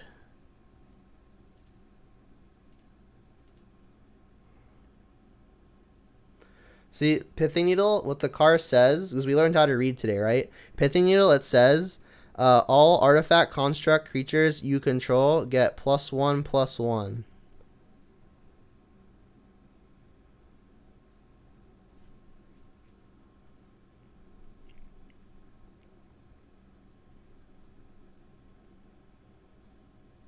Braid the needle. Damn. Makes sense, though. So their only card in hand is Fury.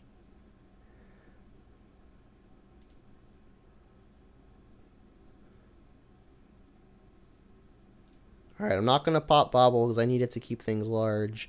They're going to presumably cast Fury, kill a thing we can equip to Shadow Spear, make it a 4/4, which means we can at least trade, which was the upside to getting Shadow Spear.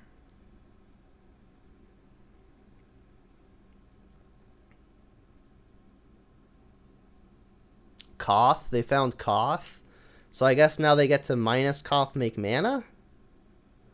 Is that even good, though? Because we get to kill Koth and trade for Fury.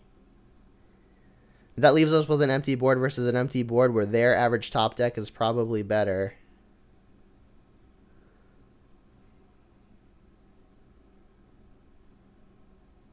We do have to kill this Koth, though.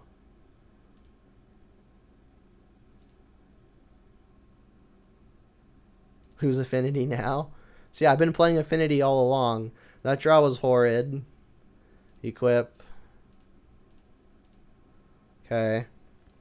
So we're going to get to do 1 damage to Koth.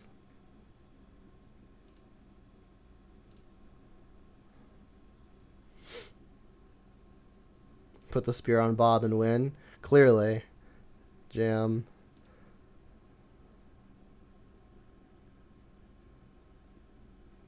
They just didn't block? Interesting. They do have a Scrying Sheets in play, which makes me nervous, but pass. Another thing to remember is we do still have Luras hanging out, but we just like have not had a second to do it. Draw a card, sure. They found at least 1 land, which is good for us. Attacking. Not attacking.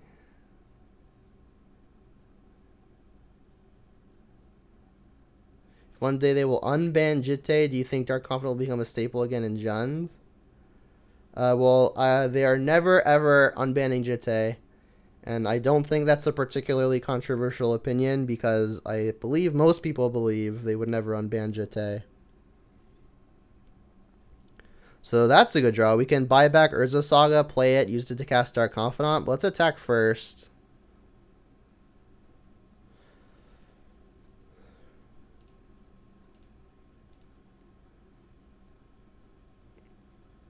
Should have needled the stone. Yeah, after all this time.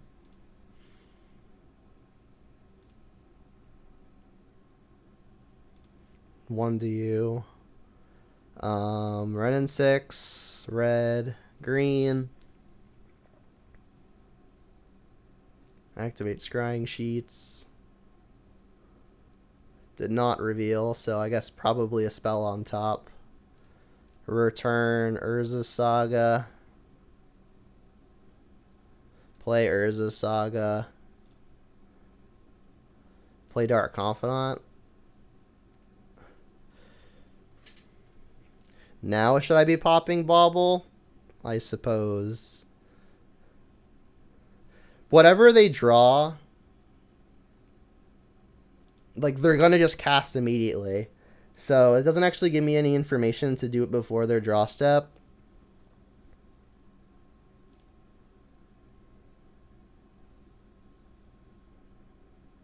A revealed snow-covered mountain. Yeah, like, you kind of can't do anything while Jitte is legal, creature-related. Like, creatures just can't exist while Jitte exists. Especially, like, the X1s and X2s of the world, like the Bob. Lightning Bolt's unfortunate.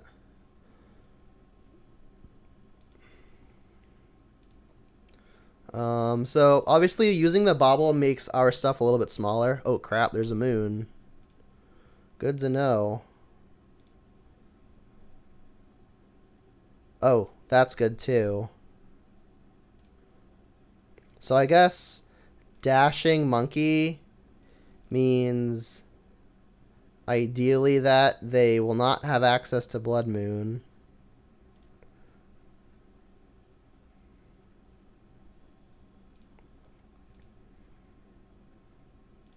If their last card in hand is like a Scred or a Bolt. Unfortunate. Although I don't think it is the way they've played this game. Trigger, Blood Moon goes away. Oop, not what I wanted to do. Plus, return Foothills. Play Foothills. I guess I could even play this Channeler.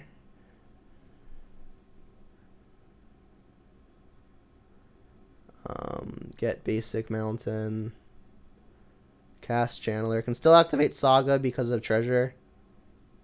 Here's just another 3/3. Unban the artifact lands. That can only go well.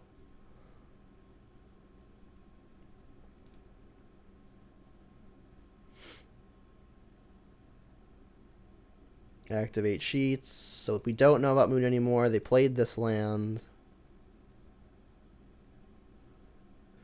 Wow, I'm over 2 hours into the stream and we're still in match 3. This is going to be the longest league ever. Alright, well that's unfortunate. I guess not even by that much. Faceless Haven. Interesting. So they are going to get to eat the Channeler here. I guess I have to activate this. Boom. Make a thing.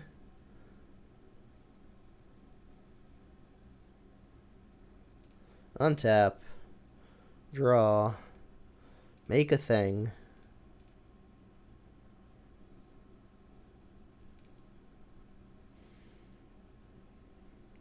I guess now I get Pyrite.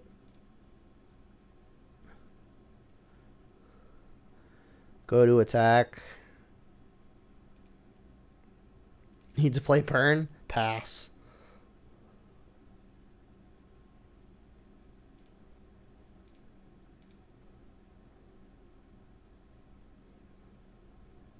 Uh-huh. So they can block Construct and pop Relic. But that feels fine. They don't pop Relic. Interesting choice. Return Saga. Play Saga. I guess now I'll just cast a monkey. And equip a Shadow Spear.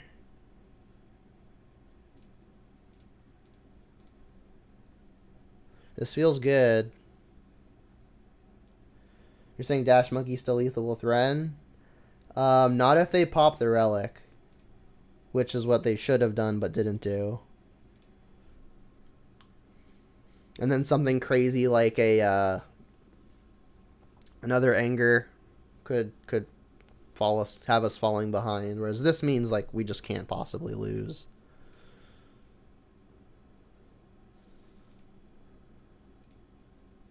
Scrying Sheets. A little, that feels like the concession there.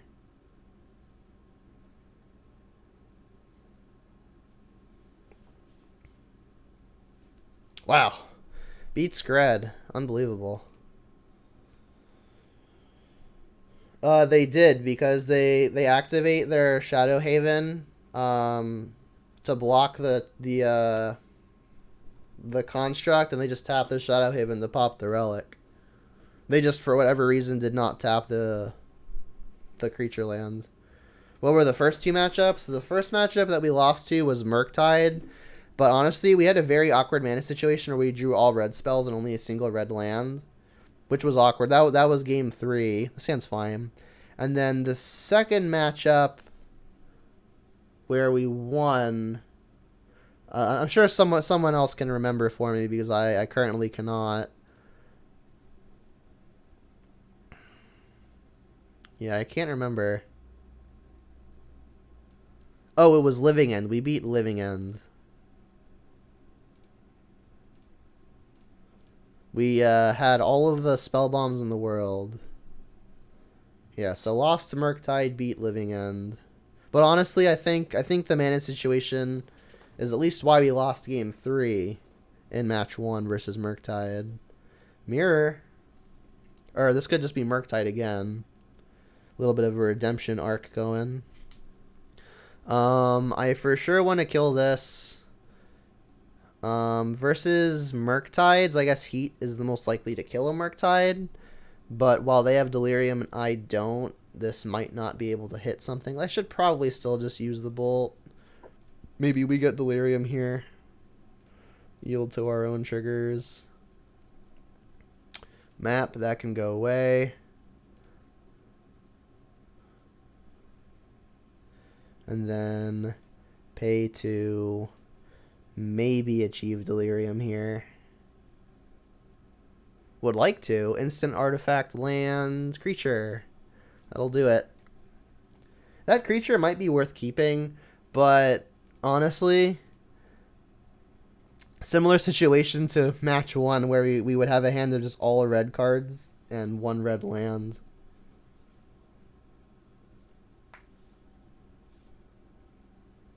Redemption arc after time skip.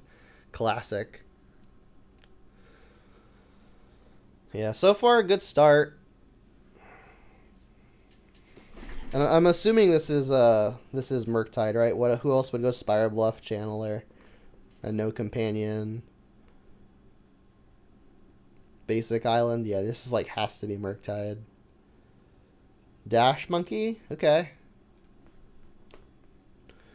Just don't flip a bolt off of the top, please. There are only 2 in the deck. I guess like 1 mana creature would be bad too. That doesn't do it. Whew. I got nervous for a sec. That one does not kill the Dragon's Rage Channeler because we have Delirium. Now I'm really glad we got Delirium. Really glad. Holy moly, that'd have been terrible. So this turn is looking like play Nurturing Peatland, use it and Tomb to equip Shadow Spear, or we'll play Saga and do it that way. This is going to be good because it'll keep Channeler out of bolt range, although if they have a bolt, they could respond. I beat Scred, I don't get a redemption arc. That was the redemption arc. Alright, so we're out of bolt range now. They don't have Delirium to heat it. Saga is an awesome pickup because it's an additional threat. This is a real good start. My strong opinions after more than 6 months of Ragavan and DRC being in the format, they're both phenomenal. I mean, I don't know that there's much to say past that. I think the version of Jund that is best will always play 4 of each of them. At least until something radical changes.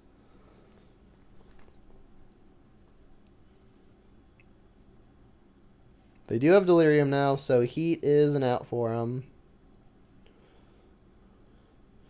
If they have Murktide, it would be 1 spell large, so just a 4/4. We save the Heat for it. Reclaimer Jund, yeah, I have seen variations with Reclaimer, and they've looked good. I mean, that's a way to do it, I suppose. Pitching a Bolt. The Bolt must be a new pickup, right? Because they would have just bolted it in response to the equip. So that the Bolt's got to be relatively new pickup, which means they already had the Fury. Yep. But I mean, now we just have Saga going for us. And companion-wise, are you for... do I want the companions to stay? I would be happy if the companion mechanic did not exist. Like, I think you could just errata the companion mechanic to just not exist. And it's like you can play the companions in your deck like anything else. But I think I would be happier. I don't know that the format would be better, but I would be happier if the companion mechanic was not a thing.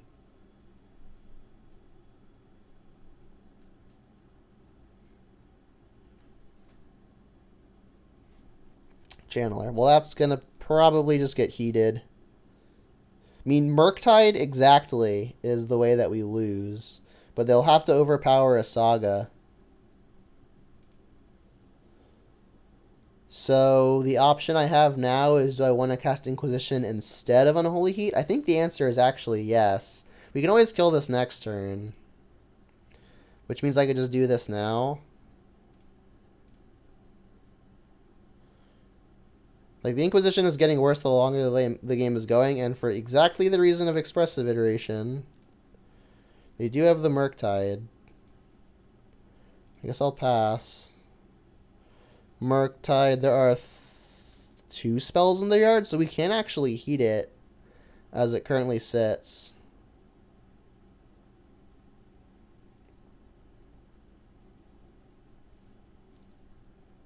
Take the hit.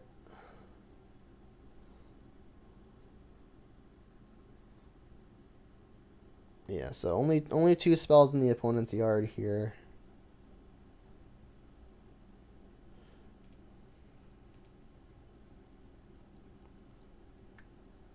So I assume this is a large Murktide.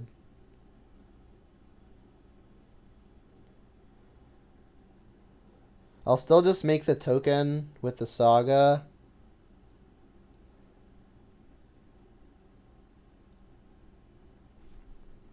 And then presumably there could be Spell Pierce in the opponent's hand.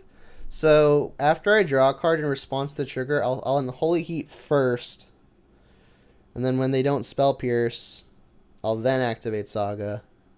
Or they're just going to tap out, so it doesn't matter. Sure. End step. Do this. Make a thing.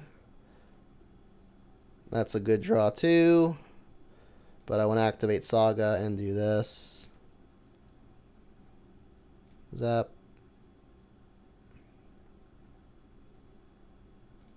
Activate.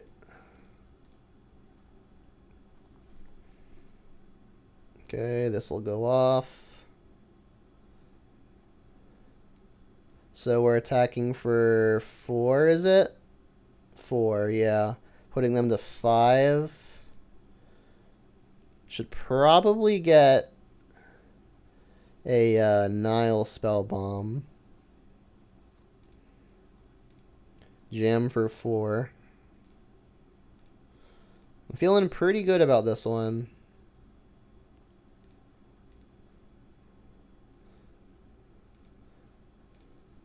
And I can't say that I particularly care about getting hit for 3 again. Although if I pop Spell Bomb, I can just eat the Channeler short of a Bolt or a Heat. Them sacrificing that is obviously a good sign.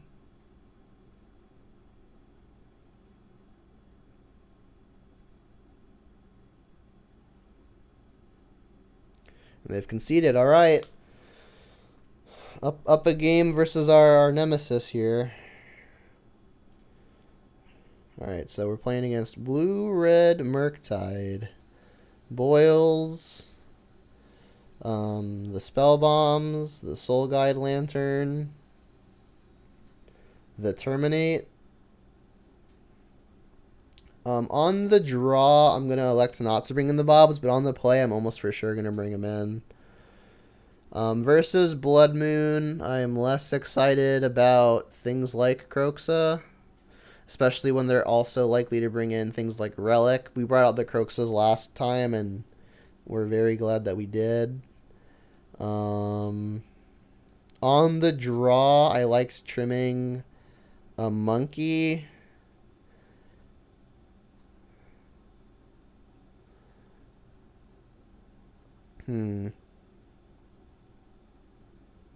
Do black bordered boils exist? I'm pretty... Yeah, they do. The original boil was black border. I just have mana traders, so I didn't have a... an option which one I got. I'll cut a bauble. I'm bringing in other artifacts, so Delirium really shouldn't be that difficult. And then I also think I'm going to cut a discard spell, because they're pretty bad versus the creatures on the draw. Let's do this. And then on the play, I'll bring in the Bobs, I'll bring in the Monkey. I'll probably bring back in the Inquisition. Oh, I want to reveal it. Okay. Ooh. Probably have to keep. A non-Urza Saga land makes this hand excellent. Although we are also pretty soft to a turn 1 Monkey from the opponent. I guess unless they have also removal. I'm going to keep, but it's a risk. I feel like this hand is going to be a lot better than going to 6, but I mean, my average 6 is probably about on par with this one.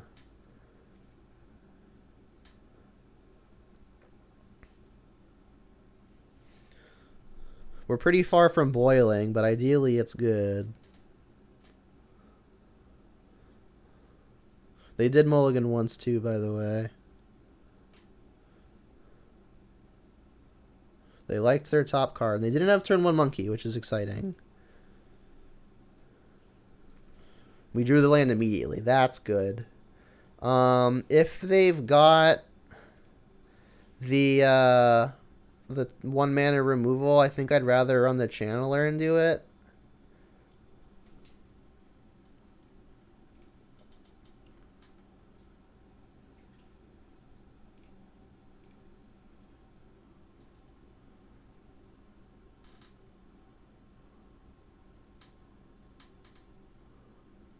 Yep. Makes the sense.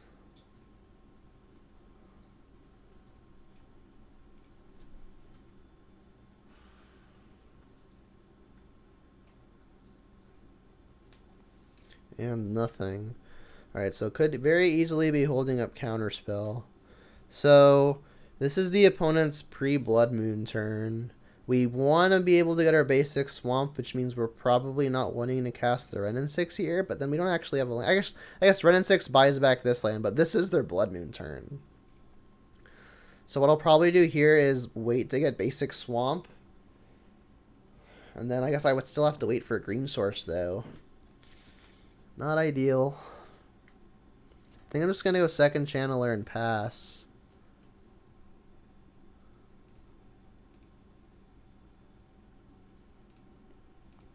This could be playing too afraid.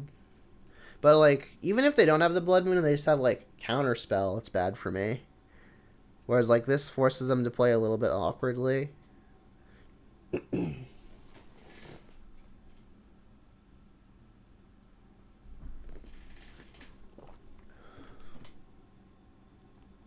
You think Basic Forest is still needed? Probably. I just don't have it in this version of the deck. So they're one off of Delirium. They already have instant. Alright, now I'm not playing around it. Though they do have all islands, which is making our boil good, ideally. I'll get the red green source.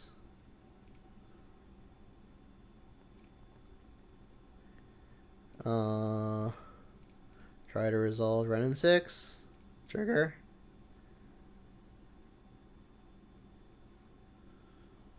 Soul Guide Lantern. Put that on top. It resolved. I'm gonna go for it, right? We drew the black land, so I can go for it.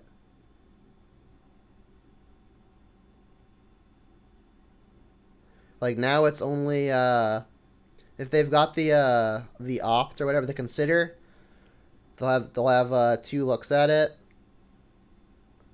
Oh, dress down, I guess. Oh, dress down doesn't work though, because it'll become a 1/1. It'll lose its ability.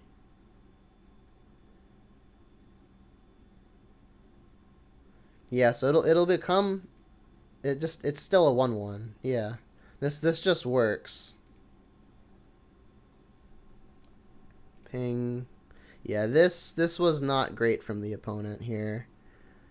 I could still use this opportunity to resolve a monkey, but I still think it's best to not just die to the moon. I could not dash to play around dashed monkey. What's up, Nick? How you doing, bud? Yeah, let's play around dashed monkey.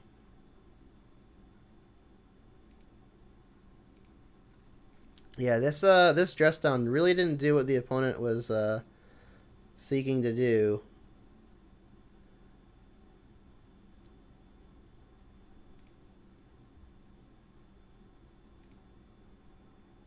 Alright.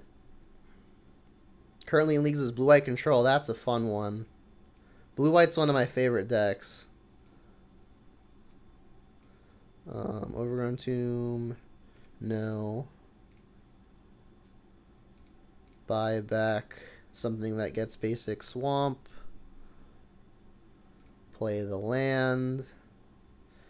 I guess I'm just going to dash Monkey and play Goyf, right? This is getting basic Swamp.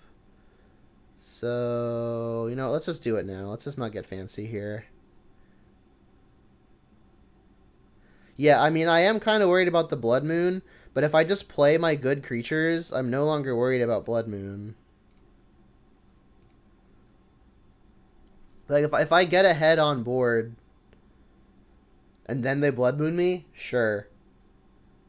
Like, if they tap out for a Blood Moon, I also just boil them. So, like, them tapping out for a Blood Moon is, like, actively good for me.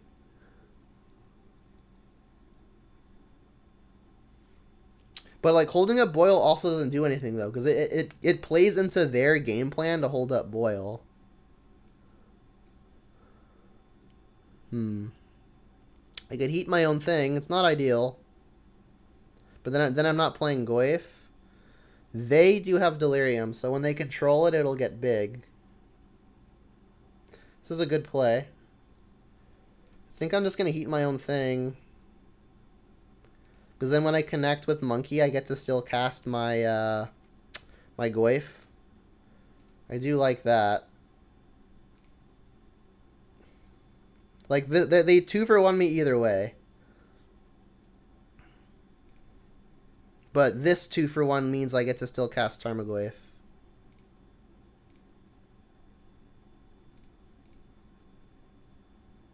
We hit a consider. I still think the pressure is worth more than the card. We've got Nile Spellbomb on top.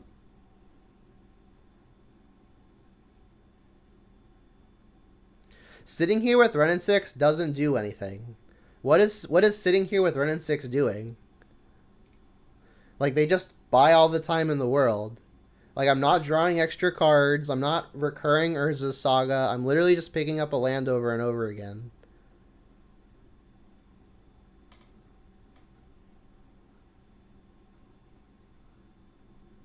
Sure.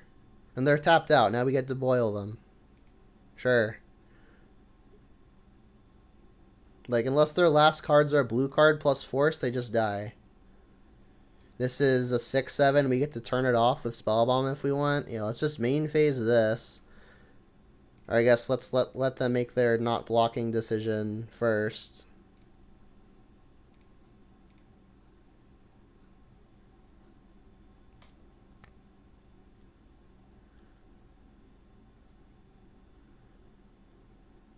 Or a 3 or N and 6 reasonable instead of 4? I don't think so. I think Wrenn and 6 is one of the best reasons to play the deck. They're blocking. But now they're even farther from winning. Which is why I waited to boil, I suppose. Zap your 3 lands. Unless you've got force plus a blue card.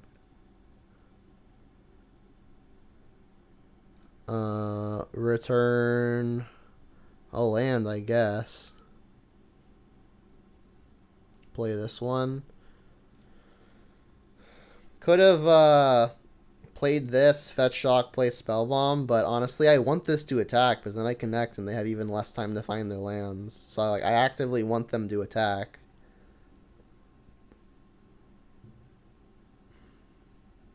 Yep, they're on turn 1. Illegal attack, opponent. You must attack me somehow. I will attack before using Spellbomb.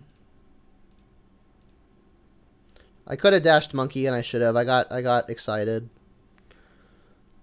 Alright,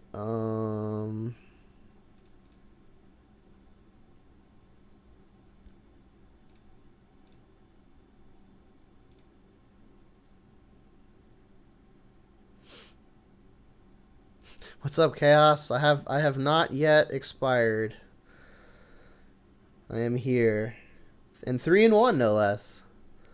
Alright. This has been the absolute longest league of my entire streaming career, though. We're 2 hours and 32 minutes into the stream. And only 2 of that was a break. It's been a pretty entertaining league, at least for me. I hope y'all are having a good time. And if you like what you see, be sure to drop that follow. It's a great free way to support my content, and I like making it. And you'll get to see more stuff like this. It's a win-win.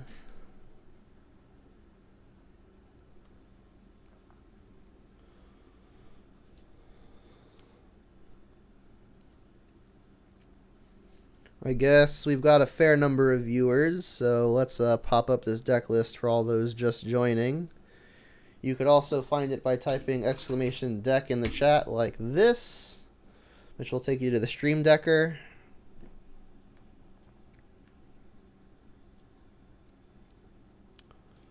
Alright. Reveal the thing. Lurrus versus Yorion. We are on the draw. Probably have to keep.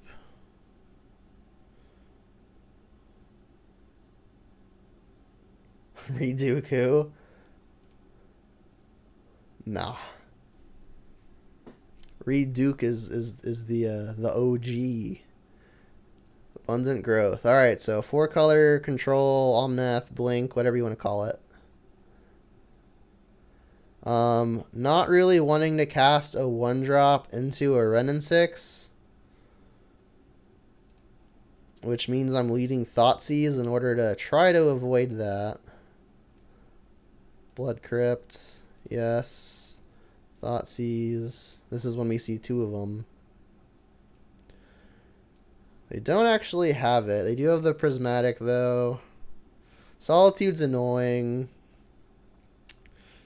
So it's probably between Monkey or Prismatic. We've got plenty of ways to kill Monkey, but them dashing could be annoying. I think I'm just going to take the Prismatic. We've got so many threats, and they've got so few answers that if we can overwhelm their answers, that might be the best way to push through. How have I liked the new utility lands? I have yet to have Boseiju in my hand. But I have used the red one, and it was fine. We were already ahead, so it wasn't, like, particularly amazing, but, I mean, it was fine. I haven't gotten any busted loops going, that's for sure. All right, we found a Croxus. So their hand is Solitude, Ketria, Triome, +2. I would like to kill their Monkey such that theirs does not connect with mine. So let's get Stomping Ground and go double red spell here. Question is which double red spells? I think I'm just going to go creature. If they want to Solitude and pitch a white card, that's probably fine for me. Alternatively, I could just go Channeler plus Bolt and guarantee it that way. Kind of like that, because Monkey is going to be good going longer, right? If I just play the Goyf and they Solitude pitch, they get to connect. They could be playing Counterspell, so I'm going to do this now. Come on, Windows. There we go. Yield. Another land. It's close. I've already got land in the yard. Doesn't contribute towards Delirium. Third land is probably fine, but a 4th one's going to make me feel silly. Because, like, a 3rd land lets me double spell next turn or have Kolagon's Command. Spider Spare?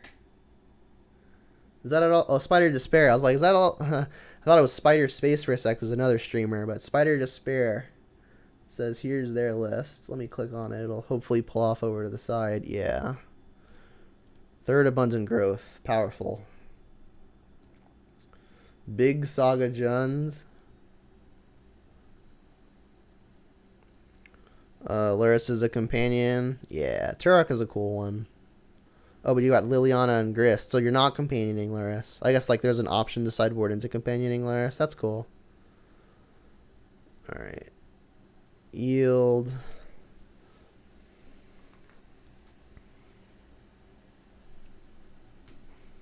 There's the land. So if I dash Monkey here and they don't kill it, I can also cast Goyf. Does that actually achieve anything, though? Probably not. I think I'd rather just double spell. I guess it means I'm connecting for 1. They don't usually play anything ridiculous like Supreme Verdict. Basic Swamp is probably acceptable here. I've got a good number of black mana costs in my hand. Cast a Goyf, which is on the large side. Cast a Monkey, go. They can't quite pay the full mana cost for Solitude yet. It's Sniper Despair? Why can't I read? Reading is difficult. Teferi is difficult. Bounce that, yeah. Misty, okay. Feel like I'm falling behind. They do have Solitude. If I don't send both at Teferi, there's a chance that we don't actually kill the Teferi, and I would like to kill the Teferi. Alternatively, I could Kolaghan's Command to kill it. Although I want to get this Goyf into play, so I guess that means I'm just sending both the Teferi. How did I get Spider Space from Sniper's Despair? I don't know. See, reading the card explains the card, but what happens if you can't read? Alright, Tarmogoyf. I think I just want to continue applying pressure versus the Planeswalker Solitude deck. I can get this in. Another creature. I mean, that's the Delirium. I had to send both at the Teferi anyway, so I think waiting was probably fine. I was locked in Spider Space mentality. I enjoy that person's stream. Their stream is good.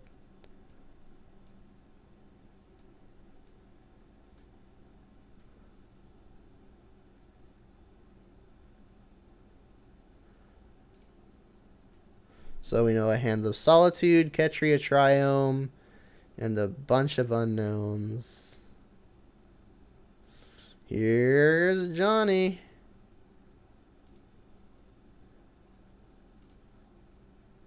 You got a fetch?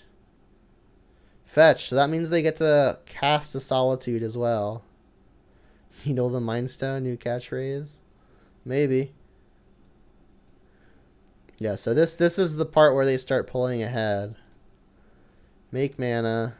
Cast a Solitude. So that yoinks the Tarmogoyf.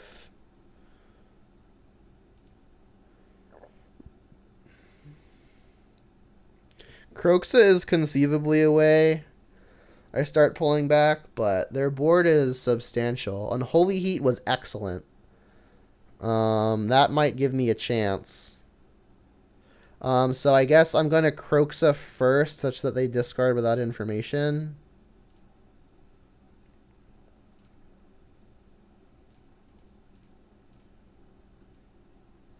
So many windows to organize.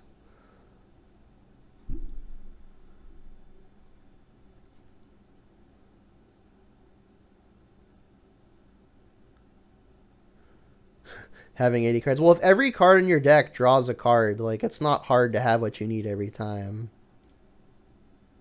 Trigger again. Another Kroxa. Bin it.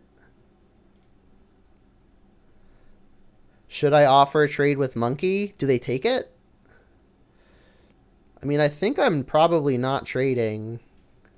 You know what? They've got Yorion. If they want to trade, I will accept the terms and conditions. Also, they could be playing something like Ephemerate. So just getting their stuff off of the board's got to be a good move.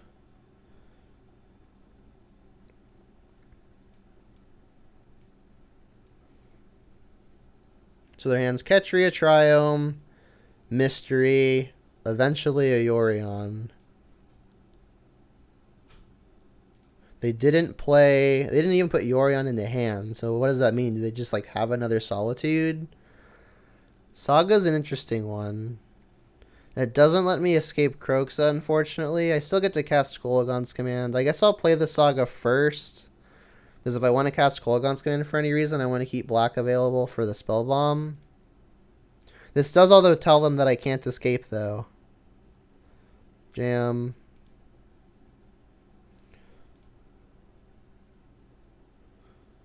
I could put Luris to hands. I guess I should.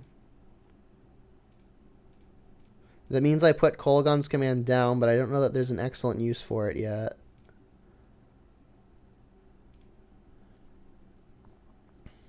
Yeah, they didn't just have Solitude, but that would be the read based off of them doing nothing. Is it Memory Deluge? Jeez, that's bad too. I guess I have Spell Bomb to stop the second half.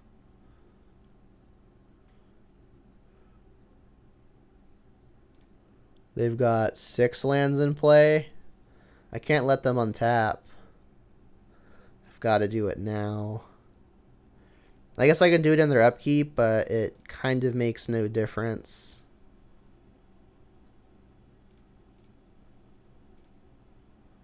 Another Saga. Alright, so Memory Deluge was obviously pretty bad for me. On the bright side, I get to F6. Alright. They fetched you. They used their fetch land, so that probably means no Omnath. It's like they would have saved it, right? At least more than likely. Might be go next. We're okay as long as it wasn't insane. All right, they must have just drawn this Omnath then, right? Because there's no way they'd have fetched after doing the thing. Oh, it's Ren. That's pretty bad for me too. Yeah, I guess that was the reason to wait. And then it's Omnath. Yeah, so they must have found this Omnath, like off the draw step. Yeah, so, I mean, I didn't want them to flash back their Memory Deluge, though, which I probably also was not beating. So I think I did it correctly. It just isn't going to work.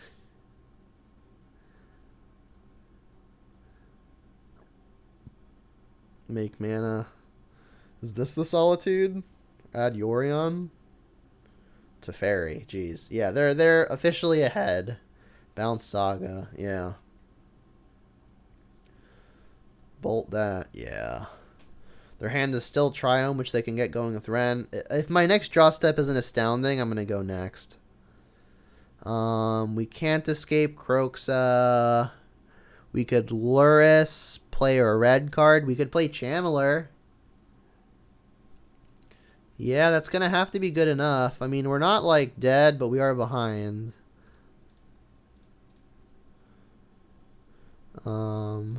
Play a Channeler. Go.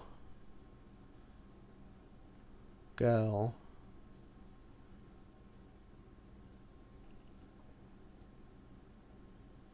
If they somehow find only blanks, although we know they won't though, right? Because they've got fetch land, they've got Yorion as a companion, so they could just blink Yorion and draw 4 off of it between 3 Abundant Growths and an Omnath.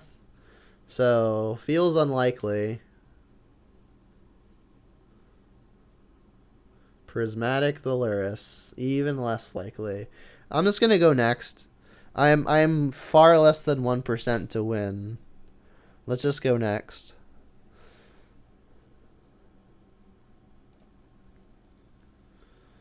Alright, 4-color Omnath pile. We want the boils.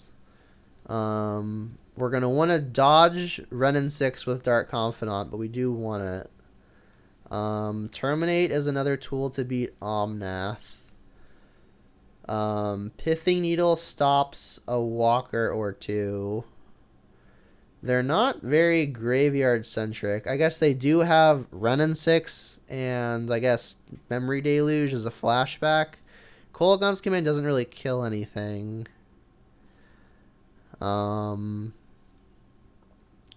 The bolts are not going to be good. I guess we saw that they're playing monkey as well, so maybe cutting all of them is ambitious, but we're on the play. I think Renin 6 and Heat will hopefully be good enough. I could be soft to a dashed monkey. And then the discard spells just are not going to do enough versus this opponent. In fact, I'm inclined to just take them all out. Let's just, like, bring in the cycling Grave Hate at that rate. Like, the Thoughtseizes are better. It's like, what if I just did this? Yeah, that seems better than having Inquisition in the deck. Like, imagine getting to the late game and, like, they're drawing to, like, Omnaths and Solitudes, and I'm just like, Inquisition of Kozilek. That's not going to feel very good.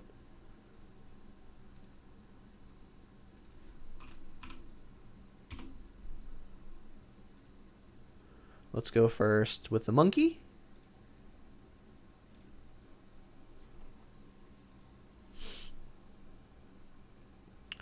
We've got a monkey, but no red land. We finally have Beseiju in hand. Gotta have to mulligan that. Yeah. Bottom one. I guess it's basic swamp.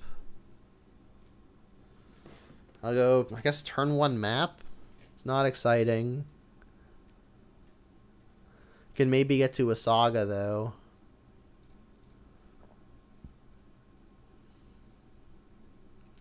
The opponent is going to be happy to see us play a turn one map. In fact, maybe I should just not cast it, but eh.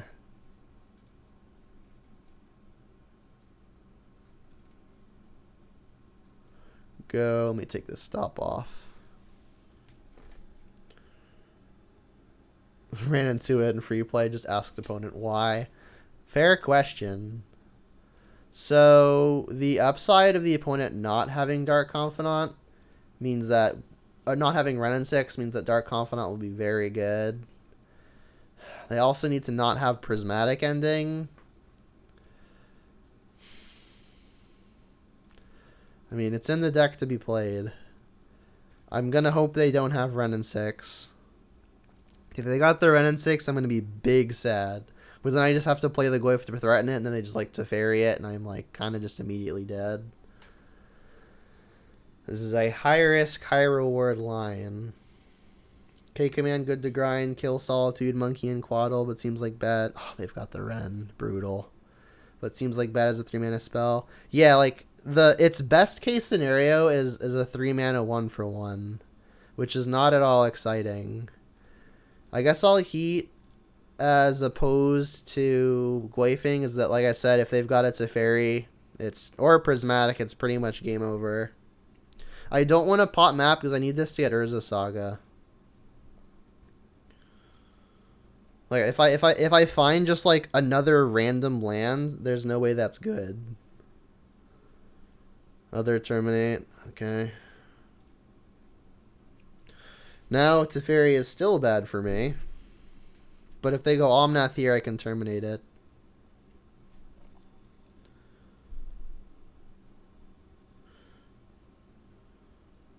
Yeah, like obviously it's pretty bad for us to have to Unholy Heat after they've already gotten all of their value off of it. The issue is that the other way that we go, it's even worse. Like this matchup is kind of designed to beat stuff like this. And there's the Teferi. Kind of exactly how we were hoping it wouldn't happen, but what am I going to do? I mean, there's conceivably a world where I can resolve a boil and set them back, but they've only got 2 islands right now. There's a monkey. Renin 6? Renin 6 of my own would be good. Not quite. I have to use Terminate on this or I'll immediately die. My own Renin 6 would have been good there, but unfortunately no.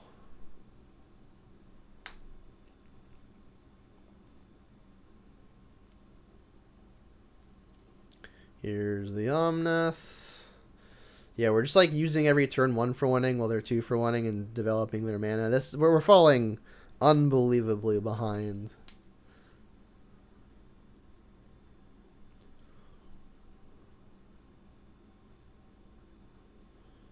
And like you can see now that like even if we had found the land, even if we had gotten just regular land, like there's no way we're beating this. It's like Saga is the way we come out of this, and we just don't have access to that anymore. Like I just have to terminate this, and then we just continue to lose.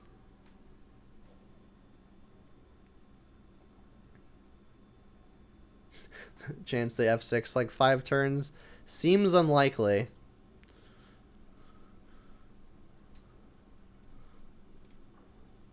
This is a pretty lackluster finish to what was otherwise a pretty exciting league. I'll give it one more draw step.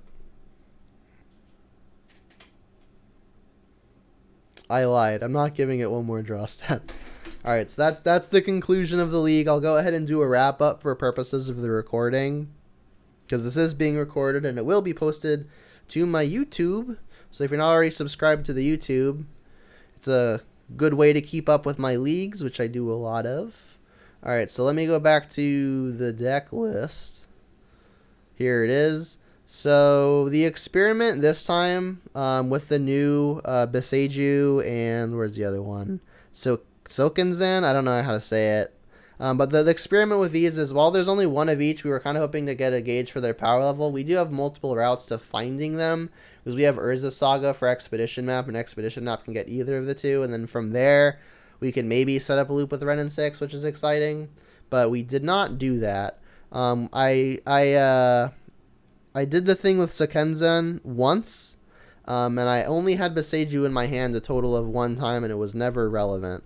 So, I mean, it's a pretty small sample size, but they didn't do anything super ridiculous this league. In fact, they just didn't really do much of anything at all. The deck felt as if they were just not in the deck. So, I mean, the league went fine. Everything went fine. All of the sideboard cards came up, with the exception of Alpine Moon and the Bobs. The Bobs, the one time I was actually able to play it, we were kind of just crossing our fingers for no Ren and 6, and they had it, which was obviously real unfortunate. But other than that, the list felt good. Kroxa was great. Goyf was great. The 1-drops were obviously excellent. The discard spells felt fine. And the Urza Saga package was also fine. So all in all, I still feel like the shell really has something there. But finding the slots for these extra cool lands, it's going to be difficult, because the mana base is already kind of strenuous. And we're straining it even further, trying to get all these cool utility lands in there. So that's going to be it for this recording. So I'll go ahead and stop the recording there. If you're watching this on YouTube, thanks for stopping by. Remember to like and subscribe for more Jund content and other content. So until next time, see you later and have a good one.